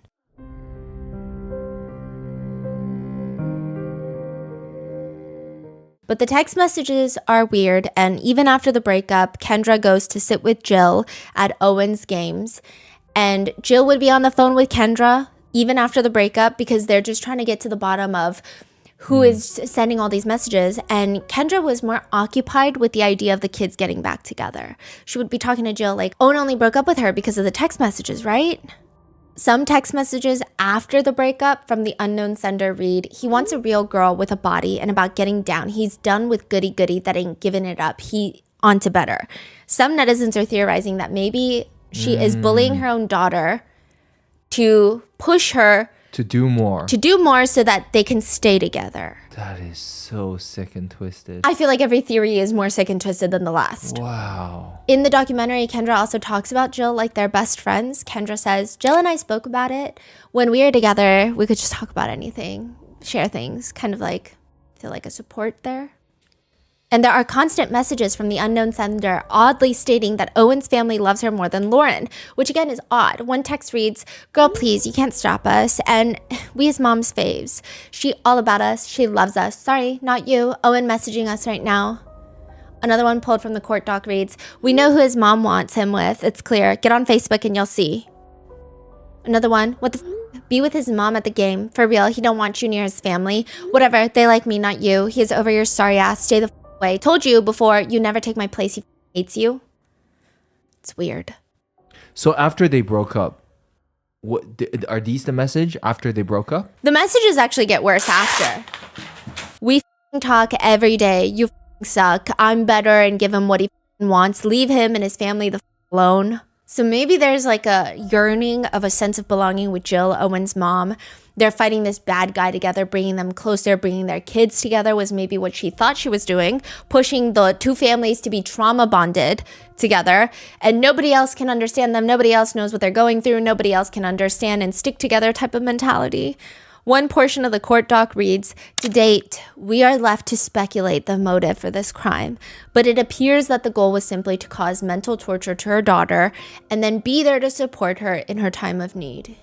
It should not be overlooked that Miss Licari may have had an unhealthy infatuation with Owen that caused her to create a rift in their relationship." People are confused. Then we just have the pure chaos theory. She just gives the energy that she wants to sow absolute chaos and be the center of attention, is how some netizens feel. For over a year, Kendra is playing Sherlock Holmes, Scooby-Doo, Criminal Minds, except it's her own brain scan. Dan Boyer, the principal of the high school, he thought he was going to figure it out. He thought he was going to crack the freaking code. But it just, Kendra would come in, she would be so upset. Every single day, talking to parents, talking to Dan, she would frame the other kids. Also, another thing, I don't know how anybody thought that this was a teenager texting them, because the way that the text messages, it was just grammatically atrocious to the point where it is clearly an adult trying to be a 13-year-old. Eventually, Kendra just drops the G to everything, and everything becomes everything, playing, nothing, which is somewhat more acceptable, but then she even drops it for leggings, which now become leggings. Stop wearing leggings. There's just no way that a teenager is texting like this. And the fact that all the administrators and even the sheriff later is going to think that it's a teenager is crazy. Kendra, at this point, has been let go from her job. She has been lying to Sean, her husband. She's been lying to Lauren about having a job, spending 8 hours a day doing this, and then showing up to the school every day, demanding answers, pointing fingers, just mayhem. This woman is a menace, and she's complaining. She complains in the Netflix documentary. She says, "We were hoping for some type of action, right? So we really thought the school would, let's see what we can do." Unfortunately, in my opinion, I don't think the school handled things very well. Ma'am, you're the one sending the messages. What is happening? Why are you commenting on the investigation into you? Eventually, the local sheriff's office decides that they are going to try and get to the bottom of this case. And they go about it for a year in the most bizarre fashion. Sheriff Maine is like, "I got it." The messages start around Halloween. Who was hosting the Halloween party? Khloe Wilson. You know what Khloe Wilson, a lot of the kids said? She likes to use the word bruh. A lot of the text messages say bruh. Her dad's a cop. Her mom is a popular mom at the school. And this is the popular family. So is it Khloe? Now, it does appear in the documentary that Khloe has a bit of a reputation as a mean girl. Some say that she is the mean girl of the school. Others say that she's just popular and confident and has leadership qualities. And just to give you an idea, Khloe has two best friends, Sophie and Macy. They are like the trio. Lauren's not really part of this group, and all three of them are close with Owen. But there were allegations that Khloe and her friends threw carrots at a girl named Adriana, who also happens to be Owen's cousin. To which Khloe's mom says, there were just multiple allegations against Khloe where she was bullying or she wasn't being nice to this person. The principal called Khloe in constantly, and she's like, "I'm not doing anything." Her dad, Mr. Cop Wilson, says she was a leader at the time. She had a huge friend group. It spanned to several other schools, So I think that to some people, I'm not going to say they were offended by that, but maybe they wanted that sort of thing for themselves. A lot of people don't like this family after the documentary. And I don't know. I think it's bad to say whether we like or dislike Khloe, I think it's hard to say. And she's in such formative years of her life, but the parents definitely give off mean energy. Yeah. A lot of netizens have been commenting, yeah, the girls definitely threw the carrots, for sure. But Khloe, has known Owen since they were younger, and they've always had this on and off crush situation. Both of them kind of had crushes on each other, but never ended up dating. The reason a lot of people thought it was her at first is because she seemed really jealous of Owen's relationship with Lauren. Sophie says about Khloe and Owen, I don't know how to explain their relationship. They were a little bit more than friends. They kind of always liked each other. Owen and Khloe became like really good friends, and then he started dating Lauren, is what Sophie says. Even Owen admits Lauren and Khloe never got along. Khloe wasn't the nicest person. She's not a bully, but she wasn't a nice person by any means, and I think she said some things to Lauren that just made Lauren not like her. Lauren says, Khloe always had a crush on Owen. I think she would always just go and talk to him just to make me jealous. I didn't like her because I feel like we just had two completely different vibes.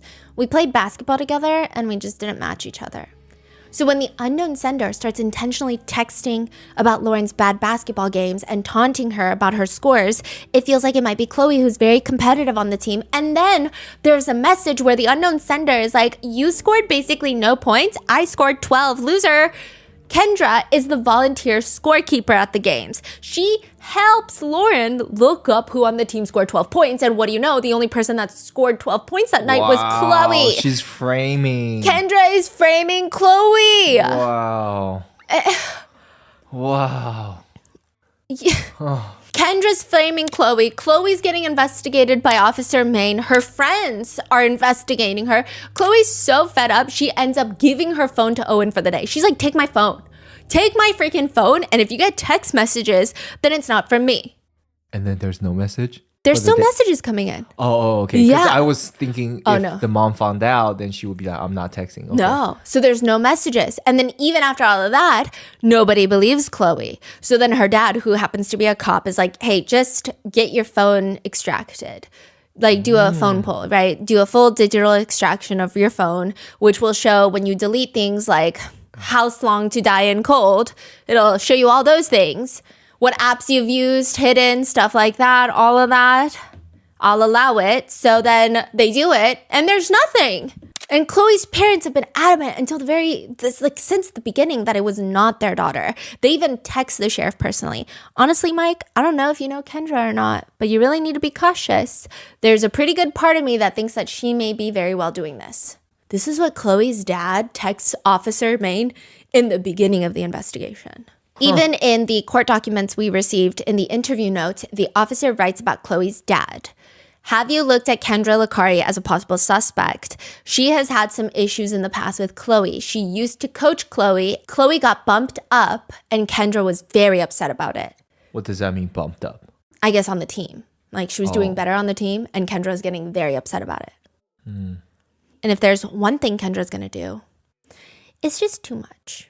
Wait, how did the dad know? So the dad, Khloe's dad, kind of knew from the get-go. Yeah. But nobody else hadn't believed it. After Khloe gives an extraction of her phone, another message comes in, which is, I talked police yesterday, then kept my phone, searched it, copied it, found nothing bad. Yeah. Still doing it. Yeah. And then a picture of Khloe and Owen hanging out is sent. And then girls be spending night at real cream. I don't know what that means, but it got to the point where everyone realized there's just no way that it's Khloe, which is how Owen's own cousin is the next to be accused, because she is one of the few people that would dislike Khloe enough to frame her for this. She is the one that alleged Khloe and her friends threw carrots at her. Adriana says nervously, they had their group, and if you weren't part of their group, you were considered what I call the outsiders. And if you were an outsider, they weren't nice to you. That's Sophie, the cousin? No, this is Sophie. Sophie says, when we were in middle school, Adriana made up this rumor that we bullied her and that we threw carrots at her. There's no one else that would dislike us that much to make it sound like we were bullying someone else. Meanwhile, Khloe's parents state, parents were involved making Facebook posts. Adriana's mom was saying I'm a victim, that kind of journey. So my finger is pointing towards Adriana. That's what I think it is. So they either think it's Kendra or Adriana. And most people are leaning towards Adriana because they're like, oh, well, she's probably trying to get back at Khloe. Okay, so that's interesting. So you're saying at this point, there are already fingers pointing at Kendra. Yes. Okay. That's also another thing. So in the documentary, it seems like a lot of people didn't even suspect Kendra. Right. But then in a lot of different articles around that time when it actually happened, a lot of sources are saying a lot of the parents in town suspected Kendra. Wow. Because of the way she was behaving. Okay, and she's still going on with her texts, even though people are already coming up? Okay, Yeah. Wow. And additionally, there's a picture sent by the unknown sender of a gift that someone had taken at a Christmas gathering, which only Owen and his extended family would have been able to get. I don't know how Kendra got that photo, but she did. So that's why Adriana was suspected for a really long time, which I'm imagining naturally put a divide into Owen's family. Adriana says, I just didn't know how people thought that I could do it. It was just very hurtful because I was the quiet kid at school. Like I didn't really talk to anybody. I wronged nobody. I was just kind of confused as why they thought I would do that. Yeah. Walking into class after being questioned by Sheriff Maine, everybody was looking at me like they knew what happened. They were looking at me like they knew I was guilty. Kendra is just ruining everybody's lives at this point. At one point, people start suspecting Lauren, and Kendra is feeding that on too. She's submitting anonymous tips onto OK to Say, which is like an anonymous tip site for high schools, and basically saying, yeah, I think Lauren could be trying to get this, doing this for attention. To herself. Basically. One part of the court document reads, at numerous stages of the commission of this crime, Miss Licari had an opportunity to simply quit, but instead she continued to harass the victim, further inject herself into the case by attempting to thwart the police investigation with false leads and deceitful information. She broke up a group of friends for seemingly no reason other than personal gratification. And Kendra texts with another new number, okay? Pretending to be a friend of Khloe. Okay. And text Lauren and Owen, quote, I don't know either of you that well. I got your numbers from a friend.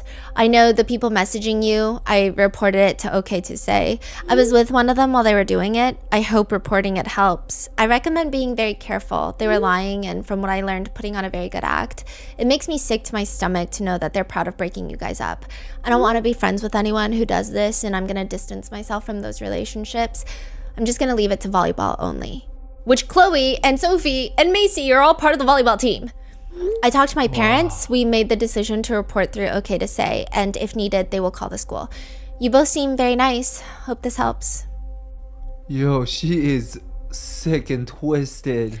There are so many layers to this, and all I have to say is that Kendra genuinely terrifies me. And at one point, she straight up just texts, bruh, the UP blue ice is shit. UP being an area in Michigan where Khloe was for winter break, and then immediately texts back, wrong person, sorry. It's winter break. Khloe is in UP. Everybody knows she's there. She texts after like, sorry, not sorry, you look ugly in leggings. Bruh, the UP blue ice and like she's on vacation. yeah, and then immediately, wrong person, sorry. Yo. Or maybe she was just trying to frame them because in the full body cam footage that we received, I did see some part that was interesting. Kendra's explaining that she sent the messages because, quote, Lauren struggled with a group of kids at school for a long time and she was having a really hard because they were targeting her in a sense and they were trying to come in between them and do all this stuff. So that's just very interesting. Now, Sean Licari, Lauren's dad, was just not having a good day that day. He found out that day that not only is his wife, the mother of his child, the one sending these messages, but she hasn't had a job in over a year, and she has been lying to him about all of that. All of it. Did we see his reaction? Yeah, and he's upset. He's trying to confront her like, you need to tell me now in front of the cops because if they leave and I'm talking to you, like one of us is going to get arrested and then no one can take care of Lauren. He's like, what the hell are you saying? You haven't had a job. And at one point she says that she quit from a job recently, but she was let go like a year ago. But so he's upset with that obviously because Yes. she's lying. But is he upset about the daughter situation? A lot of people were upset with Sean about it because in the body cam footage, it seems like he's more fixated on the job thing. Right. I will say though, I think a lot of it probably has to do with the fact that the job thing is something that he can actually express anger about. It's something I think is more manageable in his mind to showcase his anger, because it seems like Sean is a really good support system for Lauren. Afterwards, he does divorce Kendra immediately, but I think the text message thing is so shocking. I don't even think he can wrap his mind around it to even ask her the right questions or any questions. Are you telling me the truth? Or are you lying? No, When did you go from there? the same time. So you've been lying to me for like 6 months, a year, and you haven't been working for Texas? Right. So I think he starts with the job thing. I also wonder if there's more to the job thing, because in one of the other articles, it was talking about how, and this wasn't in the documentary, so it's just kind of like piecing together all the things. It was talking about how a lot of people that worked with Sean knew that something was off with Kendra, because Sean would come into the auto body shop, he's a mechanic, and he would talk about how, well, they're getting evicted because they were scammed by some person in New Mexico. The car, and he believes all of it, and all the coworkers are like, So they're like financially stranded for a year. Yes, and Kendra is making up all sorts of crazy lies. Oh, her check bounced for the kids something because she had someone hack her. And Sean just believes it, and I wonder if it got to the point where he confronted Kendra and Kendra got mad at him and he's defending Kendra. I don't know. I don't know. But he's... I think netizens are being hard on him and Lauren based off of this body cam footage. Lauren? Yeah, because she doesn't really show much emotion. And that even caused people to accuse her of being part of it. How old was she then? 15. I think, first of all, I think the language that the officer gave was so vague. And I think the officer said it in such a way where it was almost too sympathetic to Kendra for Lauren to have. I think it just, I wouldn't know how to respond to that. Yeah. It's just a weird conversation. And then it's shock to be like, oh, it's your mom who's been telling you to self-exit for 2 years straight and talking about how Cream and your 13-year-old boyfriend who broke up with you and broke your heart. Like, it's weird. Yeah. And then additionally, I also think that she kind of keeps looking at Kendra frequently. And I wonder if you grow up with a parent like that, you're constantly gauging their reactions and then trying to even subconsciously react in a way that you think that they will not have such a big reaction towards your reaction. Yeah. I see the complication of the emotions. Like the mom's super manipulative and yeah. Because even at the end, Sean is like, you're going to go. You're going to call your parents and you're going to go. And Kendra is like on top of Lauren, is like, no, I can't leave her. And he's like, no, you're going to go. Whoa. Yeah. Okay, you need to go somewhere tonight. I don't know where you gotta go, but she's gotta go. Now, the last theory is very dark, and I don't think it's a big theory, but there are people who believe and speculate and are concerned, stating they felt like it's crazy how this went on for so long, and they believe that Lauren was likely in a lot more danger than people are leading on. They suspect that Kendra wanted Lauren to self-exit so that she could trauma bond with Owen and his family and get the town's sympathy, as well as unload financial burdens and perhaps even her jealousy against Lauren. Netizens point out the messages of like, you done, he hates you, he said he regrets you, you were a mistake, he said you never meant anything to him and his life would be better if you were dead.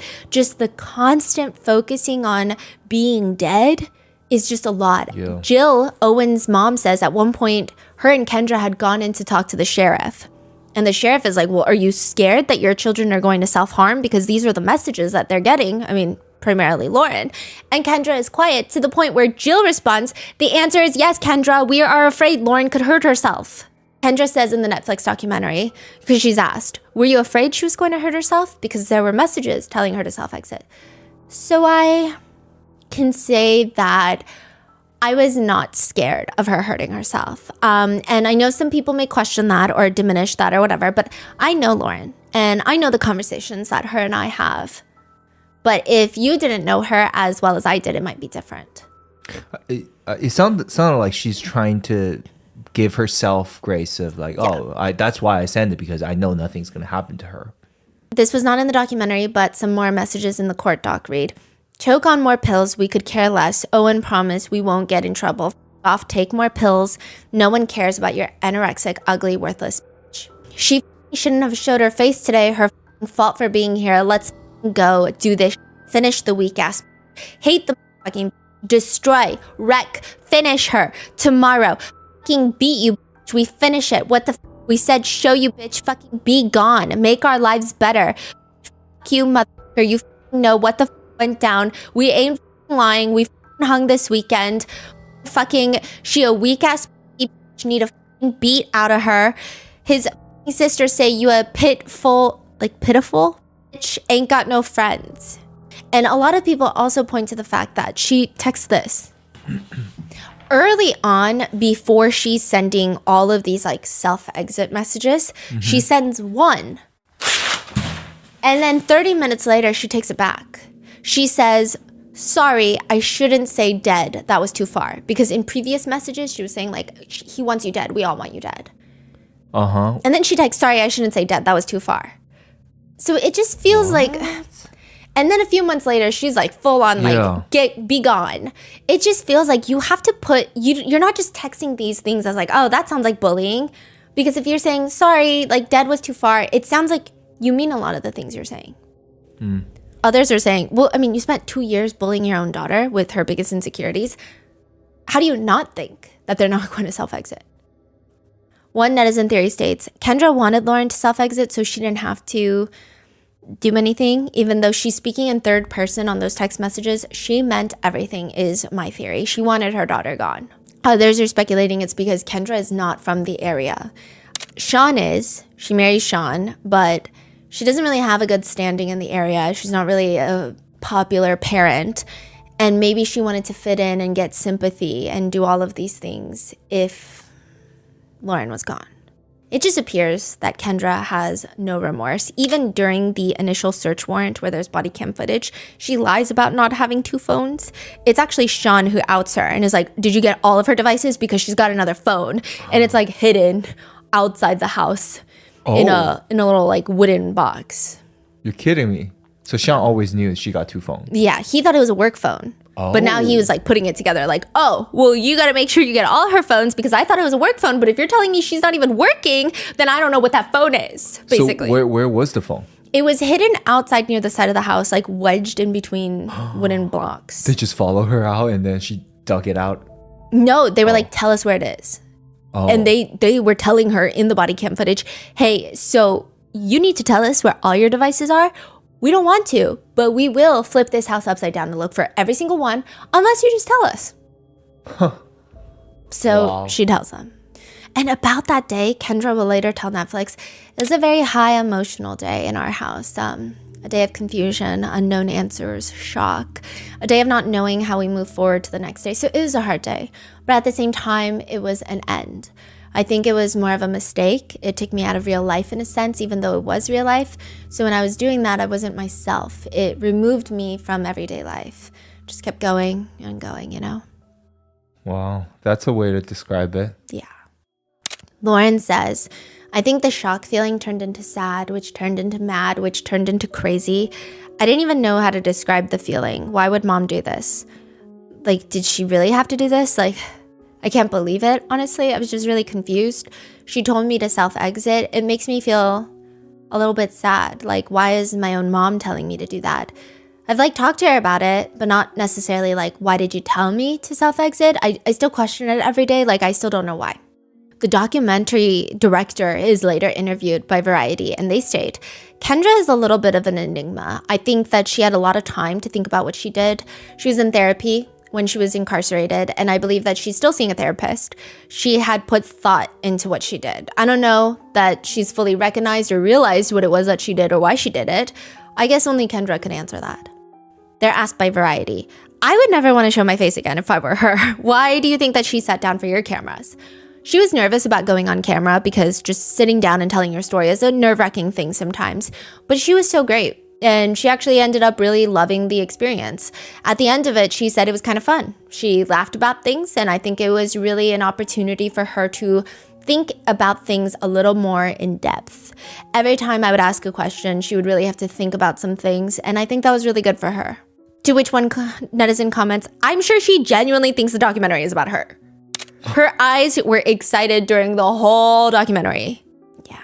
Which is interesting because the reporter from Cut, who did like a think piece on this case, reached out to Kendra while she was in jail. And Kendra's response to her was, I do ask that you truly think about the kids that are involved in this situation. Kind of rich coming from Kendra, including my daughter, who is trying to move forward and has a bright future ahead of herself. These stories are doing additional harm to her. I can handle the pain, but she cannot and does not deserve it. She is moving forward with life and doesn't deserve to be put in the spotlight anymore or having people thinking her mom is the villain, as that is hard mentally and emotionally for her. They will never change. No. Sean has been going through it. The officer said Sean was just like a broken person. Sean says, I'm like, are you for real? I said, this is my wife doing this. I just can't believe she would do something like that to her own daughter that supposedly she loved dearly. You know, a 14 to 15-year-old girl. You know, it just makes me sick. She stabbed me in the heart, shot me in the heart, and threw it away. Netflix interviews Lauren twice. So they interview her while her mom is serving her sentence, 19 months in jail. And Lauren is telling them, not having a relationship with my mom, I just don't feel like myself. I feel like I really need her in my life. I know my dad's angry and probably like never gonna forgive her, but I just kind of put that aside and just have the relationship with my mom that I want. The director asks, do you think people judge you for missing your mom? I think some people might have their own opinions on it, but honestly, I would say I don't really care. But when they come back a year later after Kendra has been released, Lauren is forbidden from seeing Kendra during her, I think it's because of her probation, but Lauren says that she's approaching it with caution. So it seems like she's actually more hesitant now. So maybe that time was good to process everything that's been going on. Yeah. But the judge in Kendra's case states, to be candid, you know, this was truly a horrible case. It's the kind of case that makes me glad that when I'm done with my term next year, I'm retiring. Like, Kendra is driving Your Honor up the wall with this one. To have a judge that oversees criminal cases excited to retire because of what you've done, I mean, that's got to be as far as you can get. The judge goes on a rant about the internet, telling the courtroom all the communication on the internet, just horrible people. Just horrible people. They will hide their identity and they'll act in a horrible manner. Sometimes you see the worst in human nature because people, they realize they can say whatever they want on the internet. Kendra states very vaguely that she's embarrassed, she's sorry, and this and that. And her attorney is saying that it's all because of the trauma of being R-worded when she was 17. And she is reliving it now that Lauren is approaching that age. And it's a mess. The judge says, I'm empathetic to your mental health issues. I received the psychiatric evaluation this morning. When I read the pre-sentence report, I wasn't getting any sense of why this occurred. Normally, you know, acting as a judge when I'm dealing with a criminal defendant, I know why they're doing what they do. You know, people addicted to drugs, they possess drugs, they use drugs. People that are thieves, they steal. It's not right, but you can kind of understand, you know, why a person is in front of me. This case is inexplicable. I read the psychiatric evaluation today.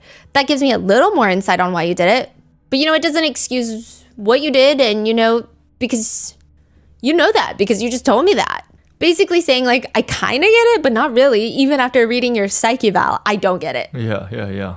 Even Owen is like, how could a mom do such a thing? It's just crazy that someone that close could do something like that. Not even just to me, but also to her own daughter. What else has Owen and Jill, like his mom, like everybody said about when they found out? Or they said that they were just shocked. Yeah, Jill like told the FBI agent, no, it's not Kendra. There's no way it's Kendra. No way. And then it was Kendra, and she was pissed because like the act of Kendra every day for years going and trying to find, let's all sleuth together. Let's find who's harassing our kids. Meanwhile, it's her. And Jill took it really hard. There would be days, there was one time Jill was talking about where Owen came into Jill's room and he was so distraught. He tells his mom, it's your duty as my mom to protect me and find out who's doing this to me. And you're not doing that. And she was so frustrated. She's like breaking down crying. There are emails. Kendra is writing emails to Lauren when she was in prison. And they read, hello, curly monkey head. I'm mad at you. You made me sad. You only said bye. You didn't say, I love you. but I forgive you. XOXOXOXO. I love you. Have a finawestric day. It's a combination of fantastic, awesome, and terrific.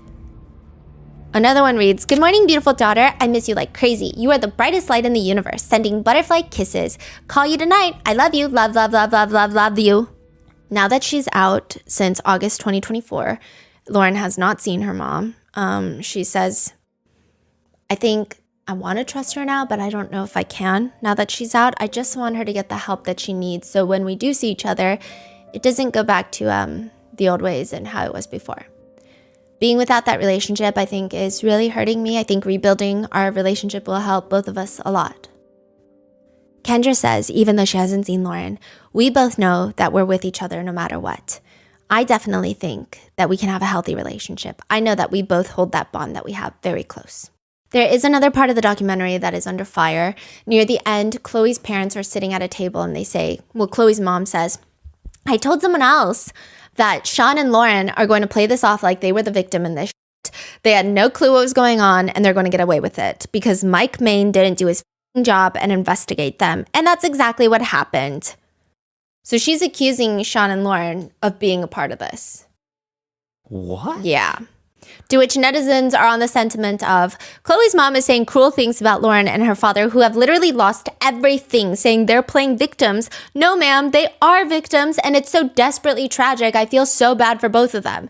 So they're saying, yeah, we also feel bad for Khloe, but like you can't just say stuff like that. Yeah. Furthermore, Khloe's mom apparently last Halloween dressed up as a scarecrow in a prison jumpsuit with a mask of Kendra's mugshot and had a bunch of fake cell phones taped to her hands.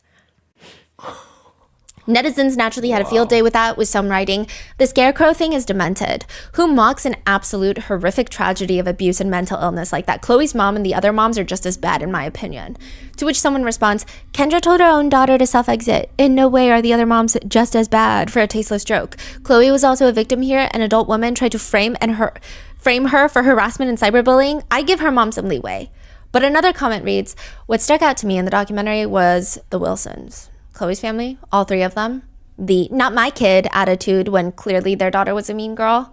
Again, I have no opinion on Khloe and I don't think we should. We really don't know much about Khloe, but I will say her parents are kind of conducting themselves in a strange way, at least in the documentary. Another comment reads, my heart aches for Lauren and her dad, Sean, Owen and his cousin, Adriana. Owen's parents seem like good people, but poor Lauren. Khloe and her parents give off real bully vibes, and Kendra is just bad crazy. Everybody needs to get out of that small town. That's the moral of the story, is what the comment is saying. Some people have thoughts about Owen. Owen says in the documentary that I haven't talked to Lauren since a very long time ago. Yeah, I was mad at Lauren. I don't think I'll talk to her in the future. Some people are really upset with him for that, saying that why is he upset with Lauren when she's also a victim? I think it comes down to when it came down to Kendra's sentencing, Lauren and her family Lauren was very supportive of Kendra. And Owen and his family clearly wanted Kendra to have a longer prison sentence. So I think it put them at odds, and I'm sure it's really complicated.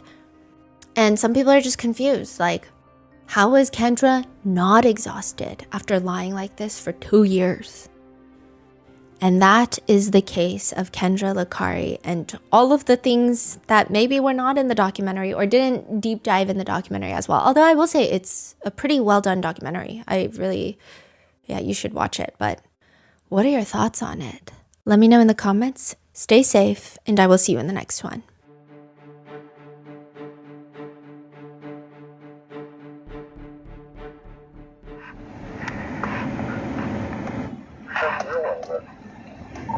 I'm gonna be out.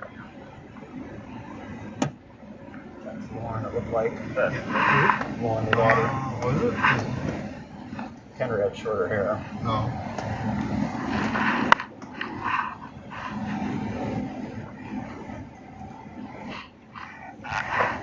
Right there. Is that her?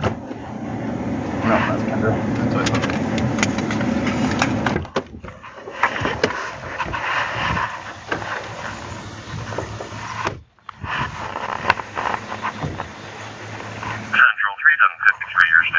Hi, Kendra.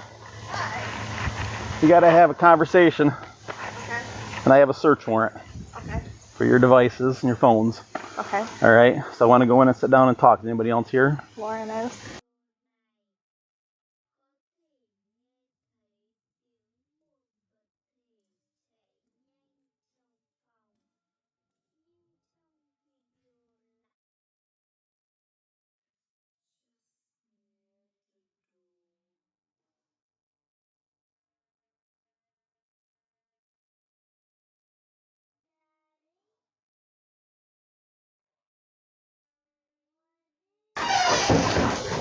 I want you to sit here, Detective Do you Scott. have your phone on you?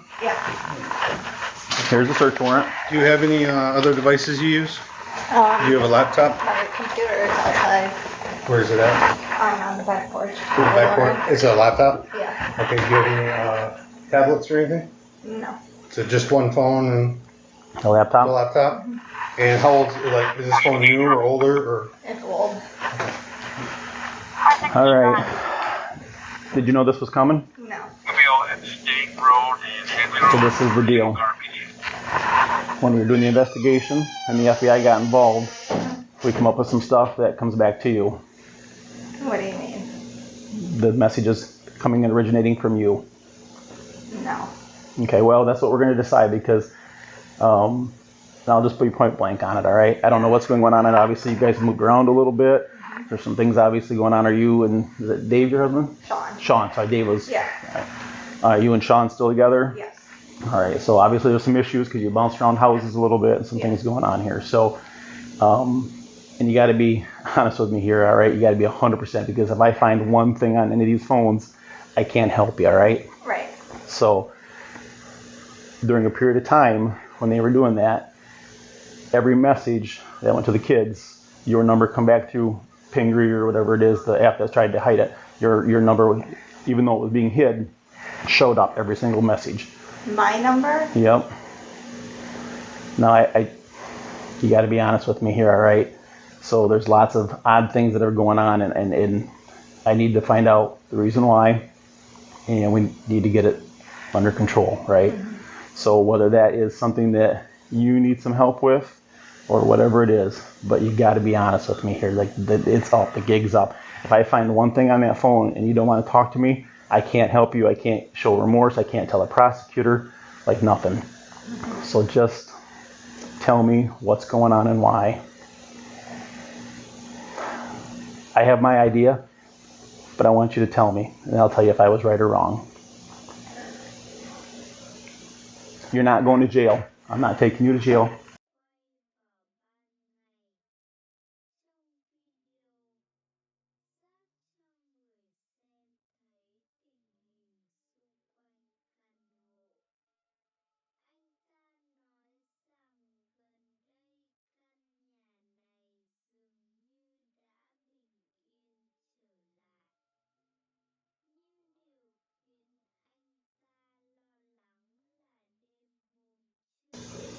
I mean, it's something serious because it went on for a while, right?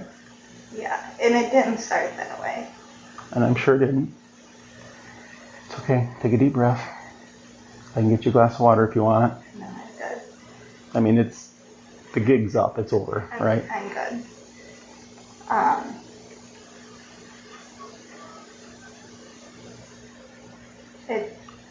I don't even know. That's okay. Just start from the beginning. So they were dating, and then they broke up. So how did it really start? Like, why did it start did it start during when they were still dating? It did. Was he treating her bad? But it didn't. The first ones didn't start like with me. Okay. I will say that those ones were like random or whatever. So somebody else started those. You don't know. But then I fed off of it some. I get it. Was it because they broke up? No. She's struggled with a group of kids at school for a long time. And she was having a really hard time because they were targeting her in a sense. Mm-hmm. And they were trying to come between them and do all this stuff. And she was having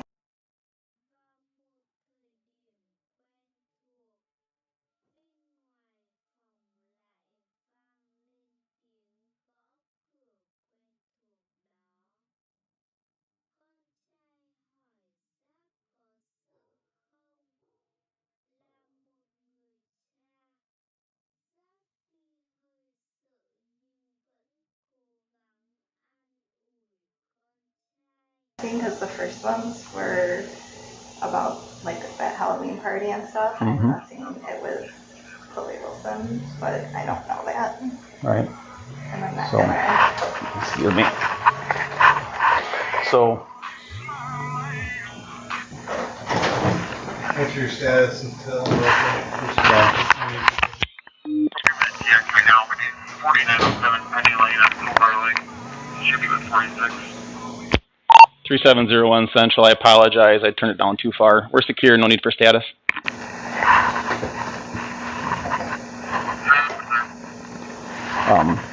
so it happened around the Halloween party. Some other kids, don't know who they were, started it. And they were still dating at that time, right? So it wasn't long after that they broke up, right? Yeah. Okay. So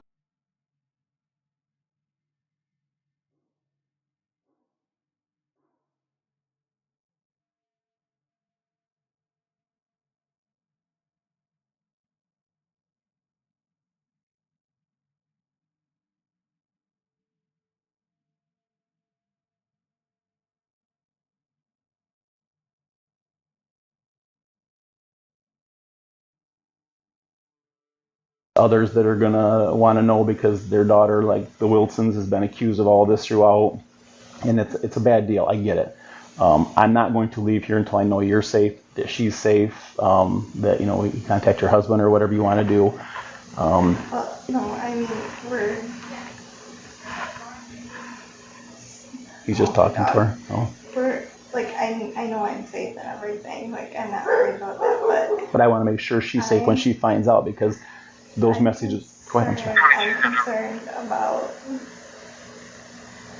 Like, Okay.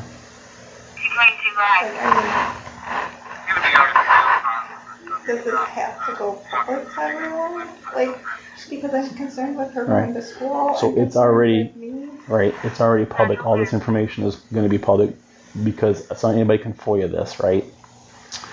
And I have to submit this to the prosecutor.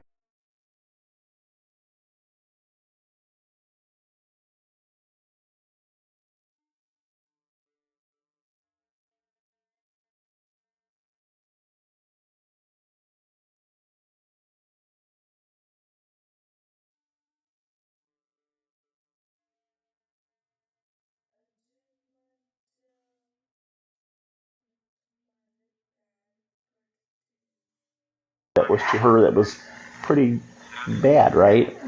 Maybe you didn't mean to hurt her and it just got carried away. I get that, but it's still going to impact her, right?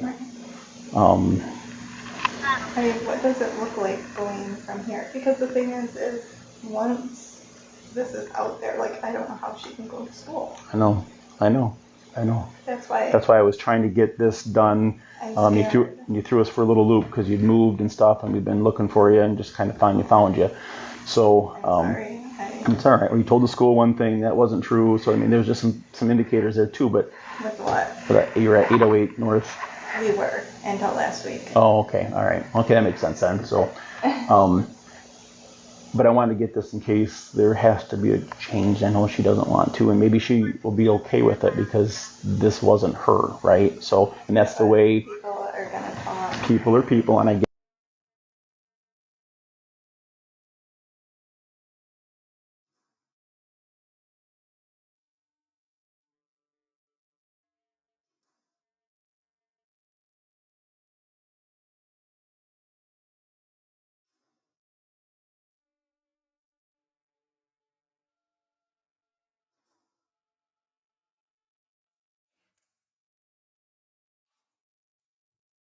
Can hold on to that long. You have an IT background. I know you got let go from Ferris, and there's all kinds of stuff there. So, but so let's just back up a little bit. So you kind of took it over. Was there a driving factor that you continued to do it all this time? Like, there's not anything that Just personal stress and. that I understand because people. I mean, the last couple of years have been.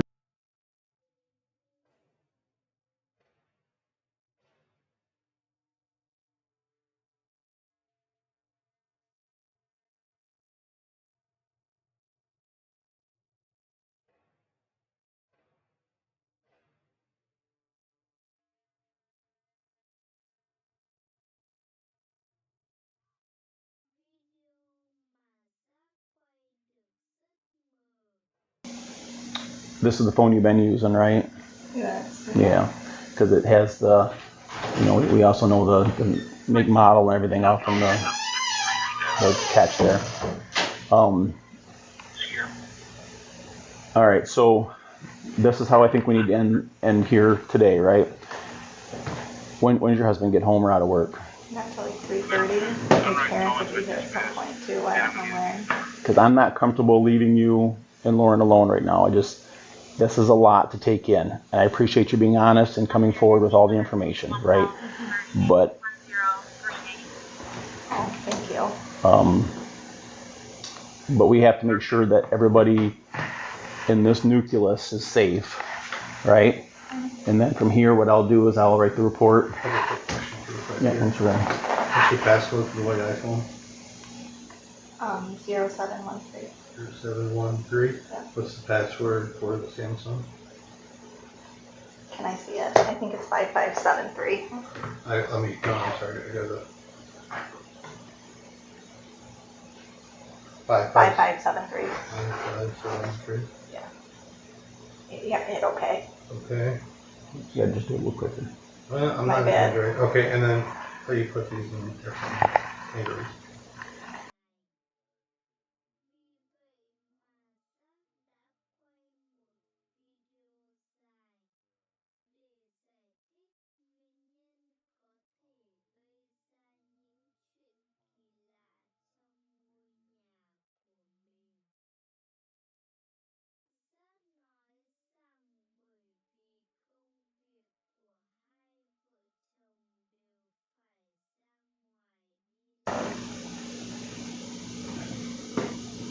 Like getting out there. I know, and there's Like, no, isn't there a way we can I have to let Jill and those guys know, I don't know as if they'll broadcast to anybody.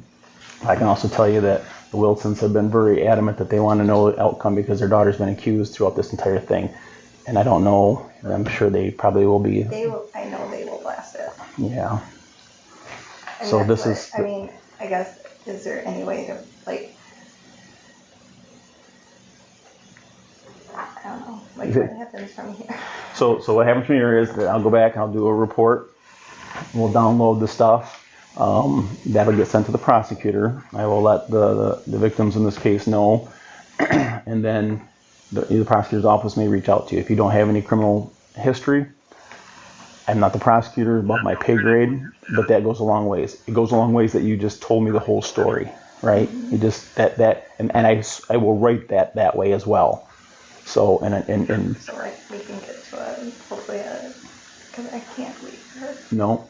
And I would recommend highly, Kendra, get some counseling started. Reach out, if you have financial issues, reach out to CMH. I can give you a couple contacts there. I would start that process right now to show that you're trying to work on some issues here, right? Some problems. I can't leave.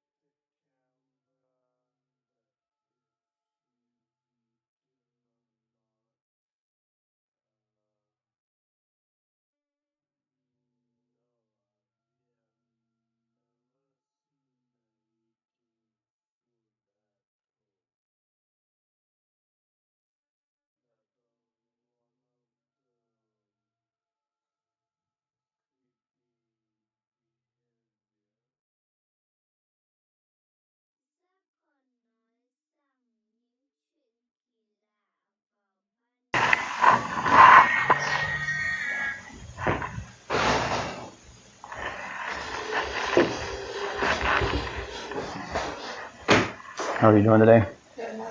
Good.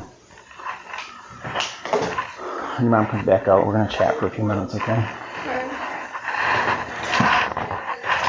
Ooh, I don't fit in the chair. Sorry. You're good.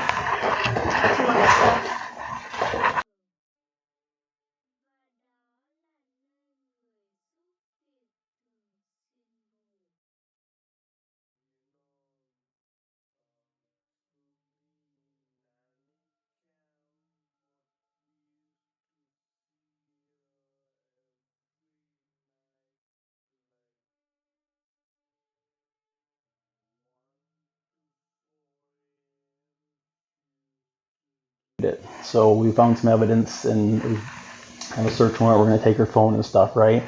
So mom just got wrapped up into this mess and continued on blasting these text messages and stuff out.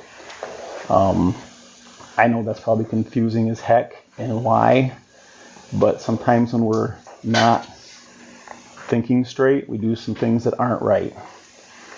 So from what happens now, we're going to take a couple things with us and download them. I have to write a report. You know, your mom doesn't want this to get out, but it is some public information, so it's not going to not get out. I just want to be honest about it, all right? She said you had no idea what was going on, and I believe that. But what has to happen now is I have to make sure you and your mom are safe before I leave, all right? Mom's not going to jail. I do have to write a report and get the prosecutor, but we have to make sure you're safe.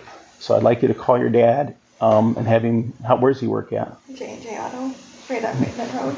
So maybe he can come home and meet with us, okay? 22 Central. Go ahead, D22. It's gonna be out that subject that I thought. It's gonna be across from Mount. Just say the police are here. Nobody's hurt. Police are here. Can you come home? Central clear, D22. And it's not urgent.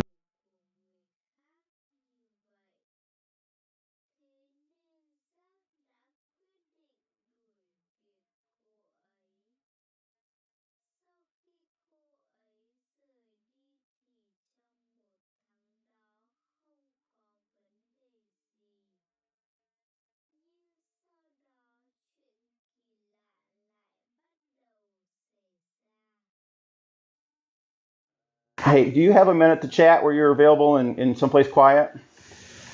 Yeah. All right, so you don't have a car. I was going to have you come home. So during our investigation, we discovered some evidence that led us back to Kendra. Kendra has explained to me that she got wrapped up into this. She didn't really start it. Some other people did. She didn't know who, but all these text messages and stuff, and she just continued with it. Kendra is not going to jail today. I'm just going to write a report and let the prosecutor look at it.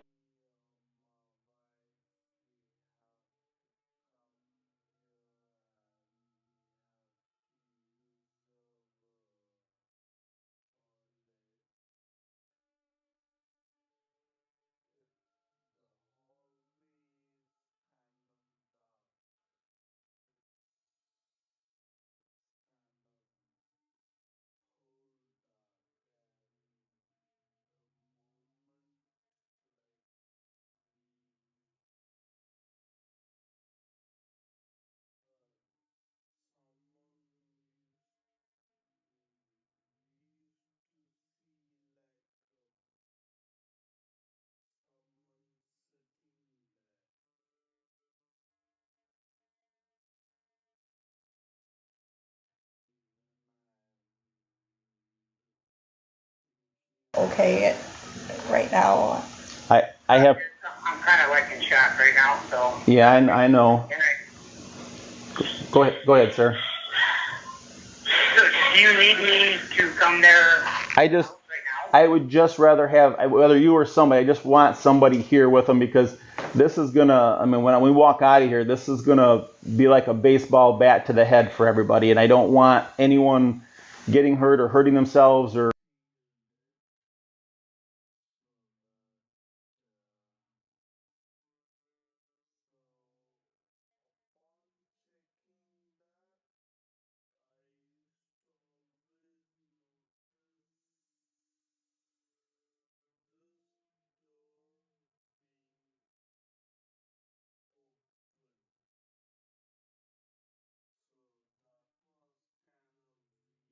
Yeah, absolutely. Take a minute.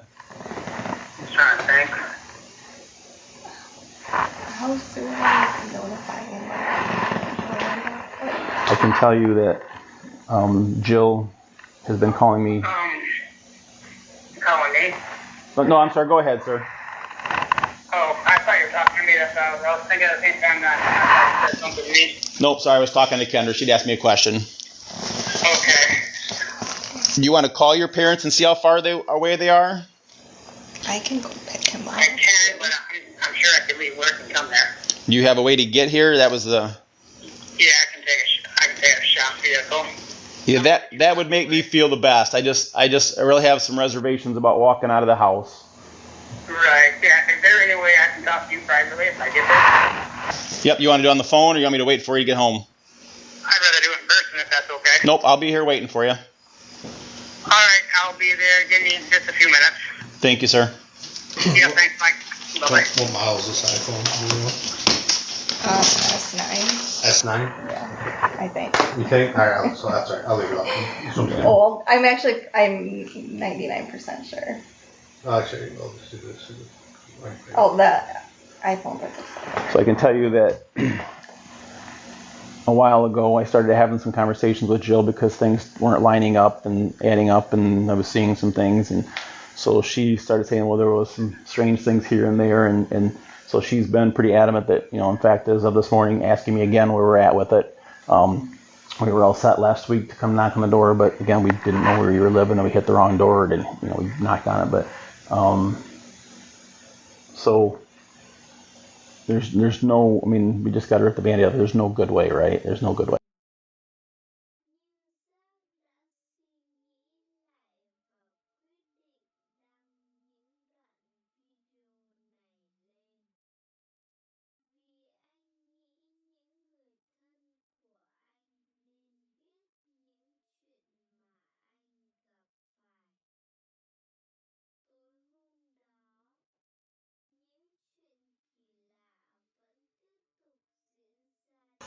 Counseling, financially is an issue, and you need to have something that's community mental health. I can put you in touch with the right people there, right? So I highly recommend that you guys reach out to some level of counseling to, because this is going to be a tough family dynamic thing to move through, right? Right. If there is good news, it's done.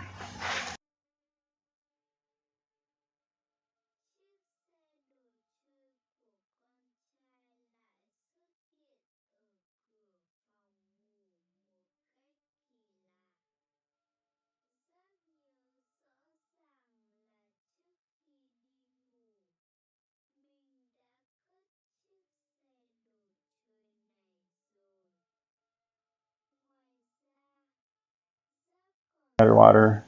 Oh, okay. What?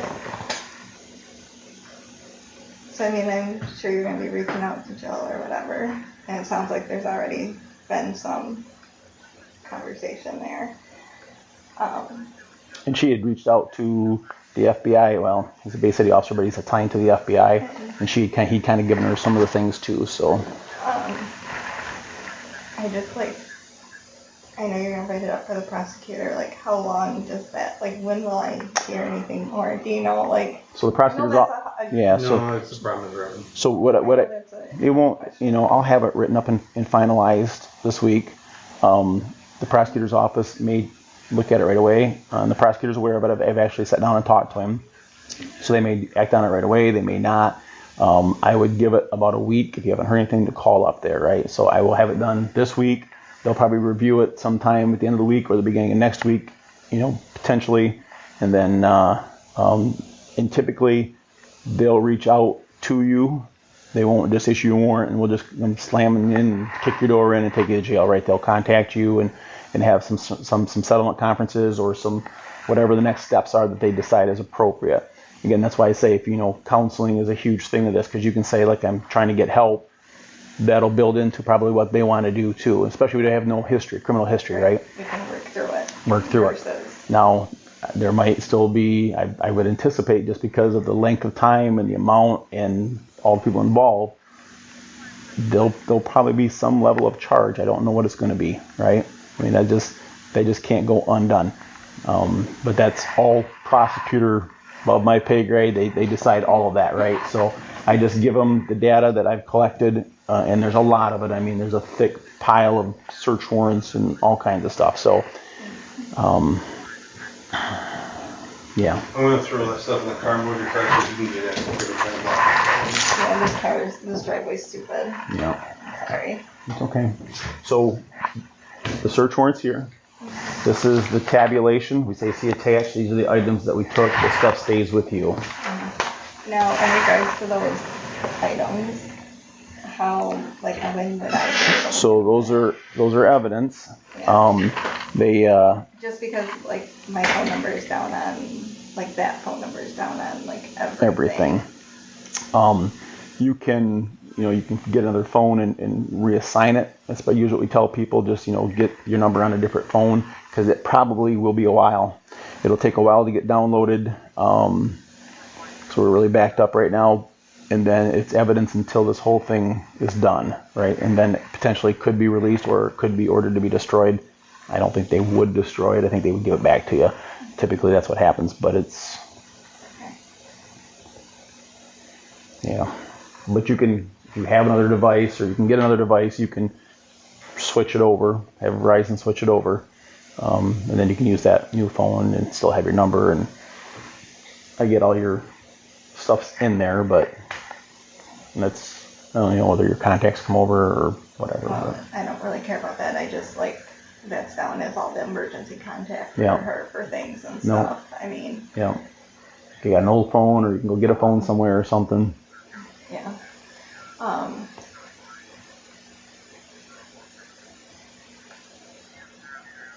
But, like, you guys aren't going public with this besides telling, like... I'm not putting this in the newspaper. I'm not putting it on our Facebook page. No. So... No. I'm going to call a couple of people that... pretty... I mean... Yeah. And you're right. Jill and Dave probably won't speak much of it. I can't say the other... I just... Knowing Jill and Dave, I know they'll... Yeah. Kind of...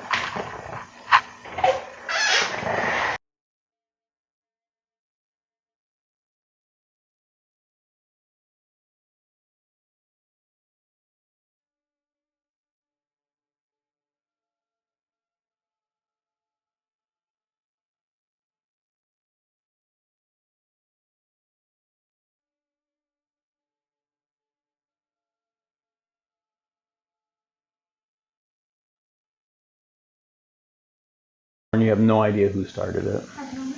Okay. All right. Is there anything else, Kendra, on there that I'm going to find that's going to surprise me? No. Just that kind of stuff. And I think it was you maybe mentioned to me at one point that there's an app that it translates it to like an urban language or... And I've never, I don't... You don't use that? That was one of the teachers at Field that said that. Okay. That told us about that. I forget what it's called. It's like, it's kind of like Google, but it's something else. But you aren't using that? No. Okay. That's just Sean coming off the driveway. So I thought I saw something flicker. You want to go up there with him real quick? Yeah, I'll go chat with him again here.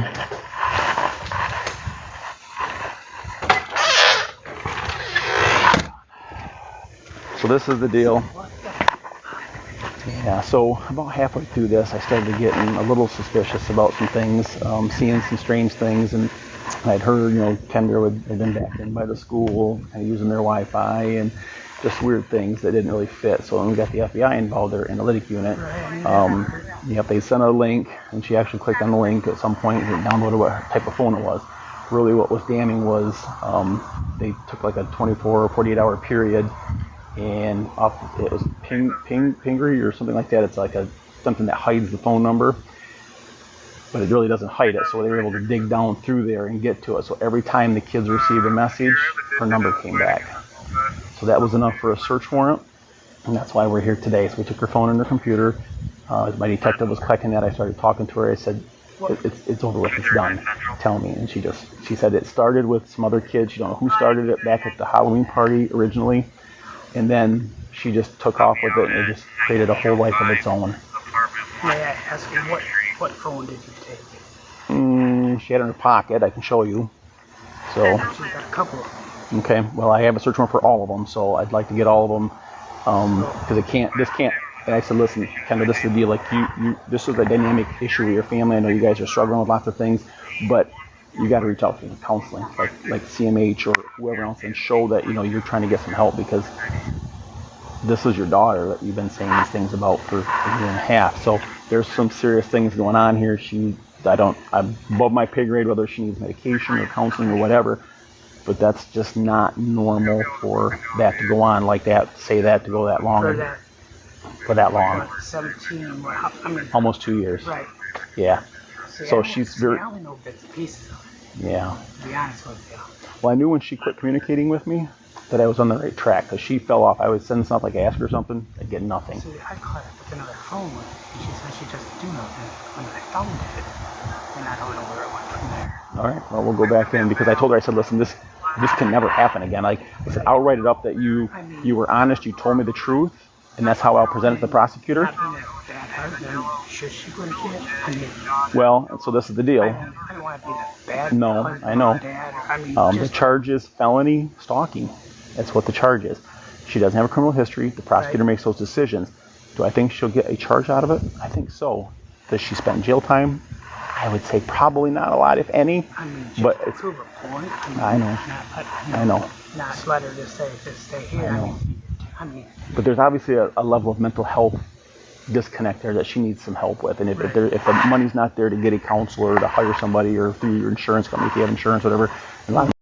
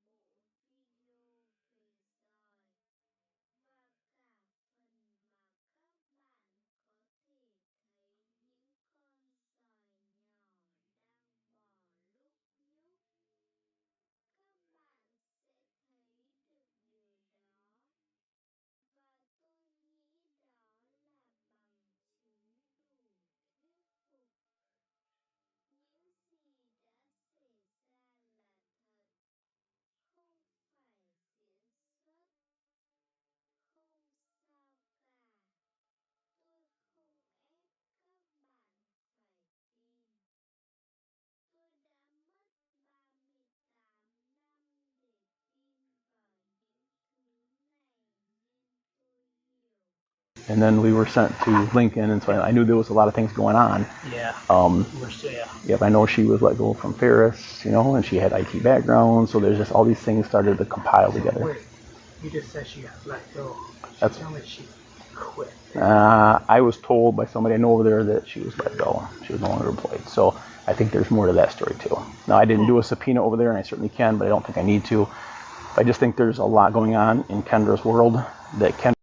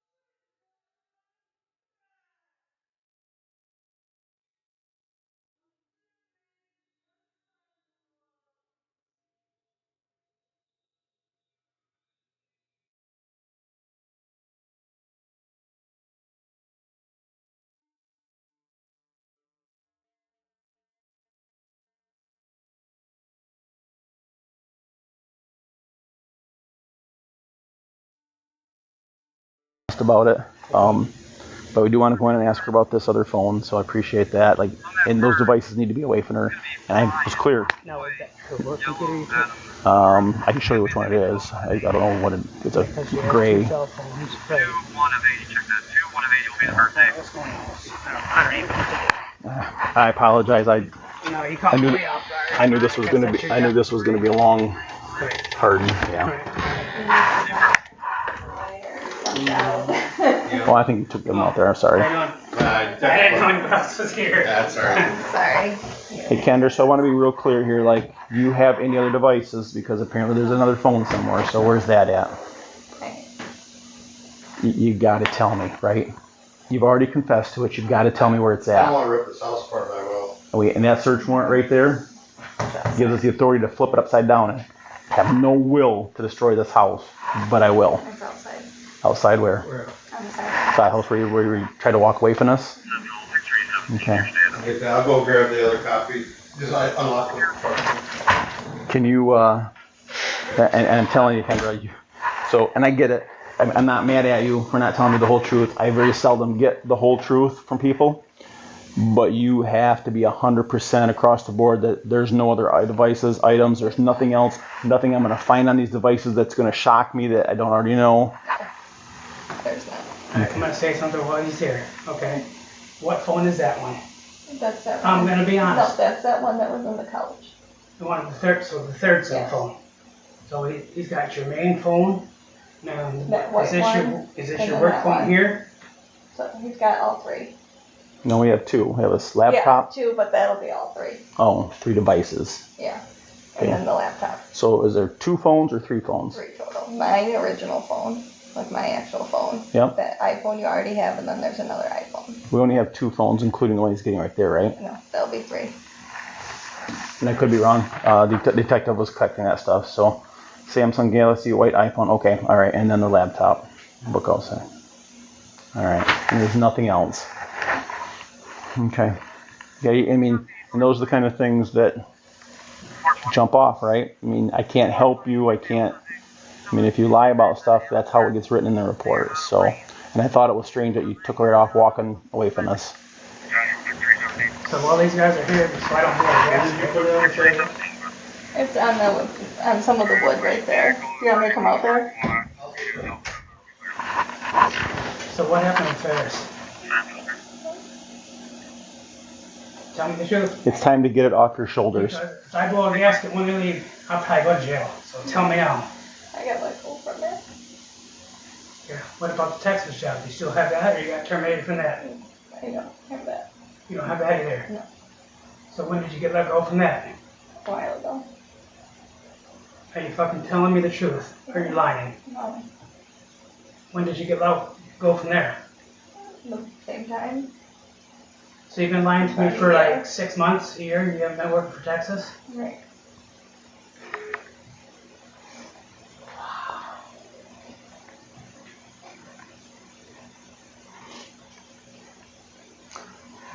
This is why we need to get counseling, because there's a lot going on here, right? So do not just brush that off, okay? Okay, you need to go somewhere tonight. I don't know where you gotta go, but she's gotta go. Okay, Mike? I can't make one leave or not, so that's, because you're both living here, but obviously we don't want a domestic, Yeah. but we want people to be safe. You need to call your parents. Have them come with you. Because this is it. I can't do this anymore. The other house, this house, now I know what the truth is. And having her in the middle, this is not good. Okay, you need to call your parents. Here's my phone. You need to go. You need to call your parents. Nope. Well, he's here. No. You need to Hold go. on, please. You gotta go. I'll call him. Sean, just wait for a second, please. No, I can't do this, Kendra. I'm sorry. Kendra, sometimes just a few hours apart to let things soak in. But that's what I'm saying. Will you not call them? Because Nope. no, I don't want to go there, Sean. Well, where are you going to Where are go? you gonna go? Well, my parents are 2 hours away. That's fine. They're retired. But if you're going to go somewhere, where are you going to go? Because I don't somebody's know. gotta watch you. Because if you do something stupid, then we're gonna have. I don't And want you to do can't, anything else. and don't, in doing something to yourself, will devastate, right? I can't leave her. Well, you're gonna. And if we need to go to the hospital and talk to somebody right now, I'll make that happen too. Where the heck? I can't leave her. Well, you're gonna. No. I can't. Would you like to go to CMH and talk to somebody right now? Because What's the passcode on this one? You go step up here and tell him. This one is dead. So what's the passcode on it? Hey, Ken, show him. Okay,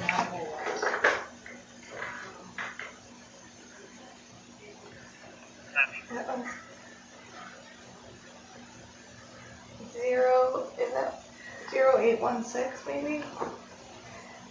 I think it'll turn on. You just have to hold both.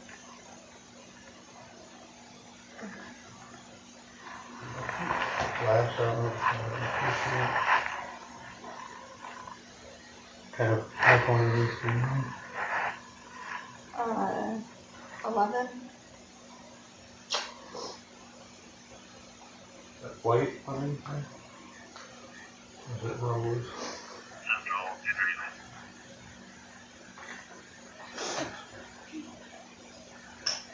Did you wipe this for as we pulled in? No. I didn't do anything.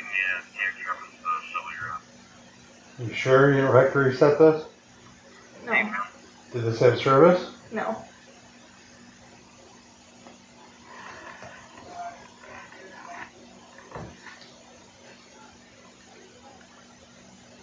Did you try that pass? Make sure you try that pass. There is no passcode. Okay, there you go. So there's no passcode on this one? No. There must not be. Oh, that's white or rose color. I think it's like the gold. It's Gold. I don't know. Almost like a race. Got sunlight. Okay, this is an 11.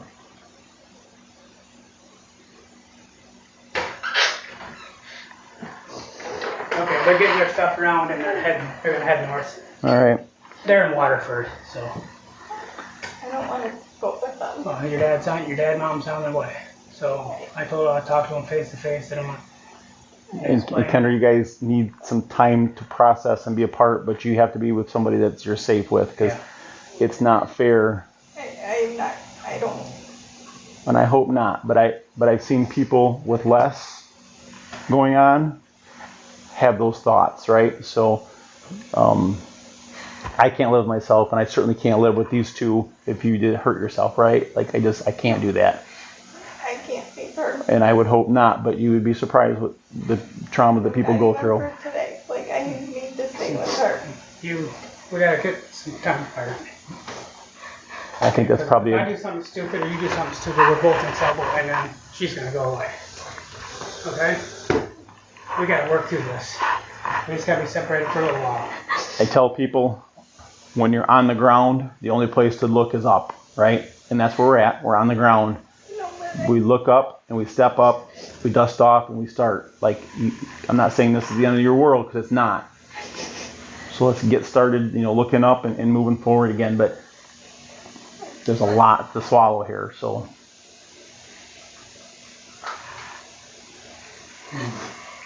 Sean, I'll explain to you. So search warrants here. This is the tabulation. We just say see attached, and you'll get a copy of that. So the things we took, this all stays with you guys. This is my copy. Yep, these are the copies for you guys. Yep. All right, perfect. So we took those 3 phones and that laptop. Laptop, okay. Nothing else now. I don't know what Nothing on. You've not used her phone to do anything? No. Honestly. Honestly, I Because I've swear. already asked this once, and obviously I was lied to, so. No, I promise. It's just. Sean, anything else we can do for you? I know. Kendra? a big drink. I know. So Kendra, I'm not mad at you.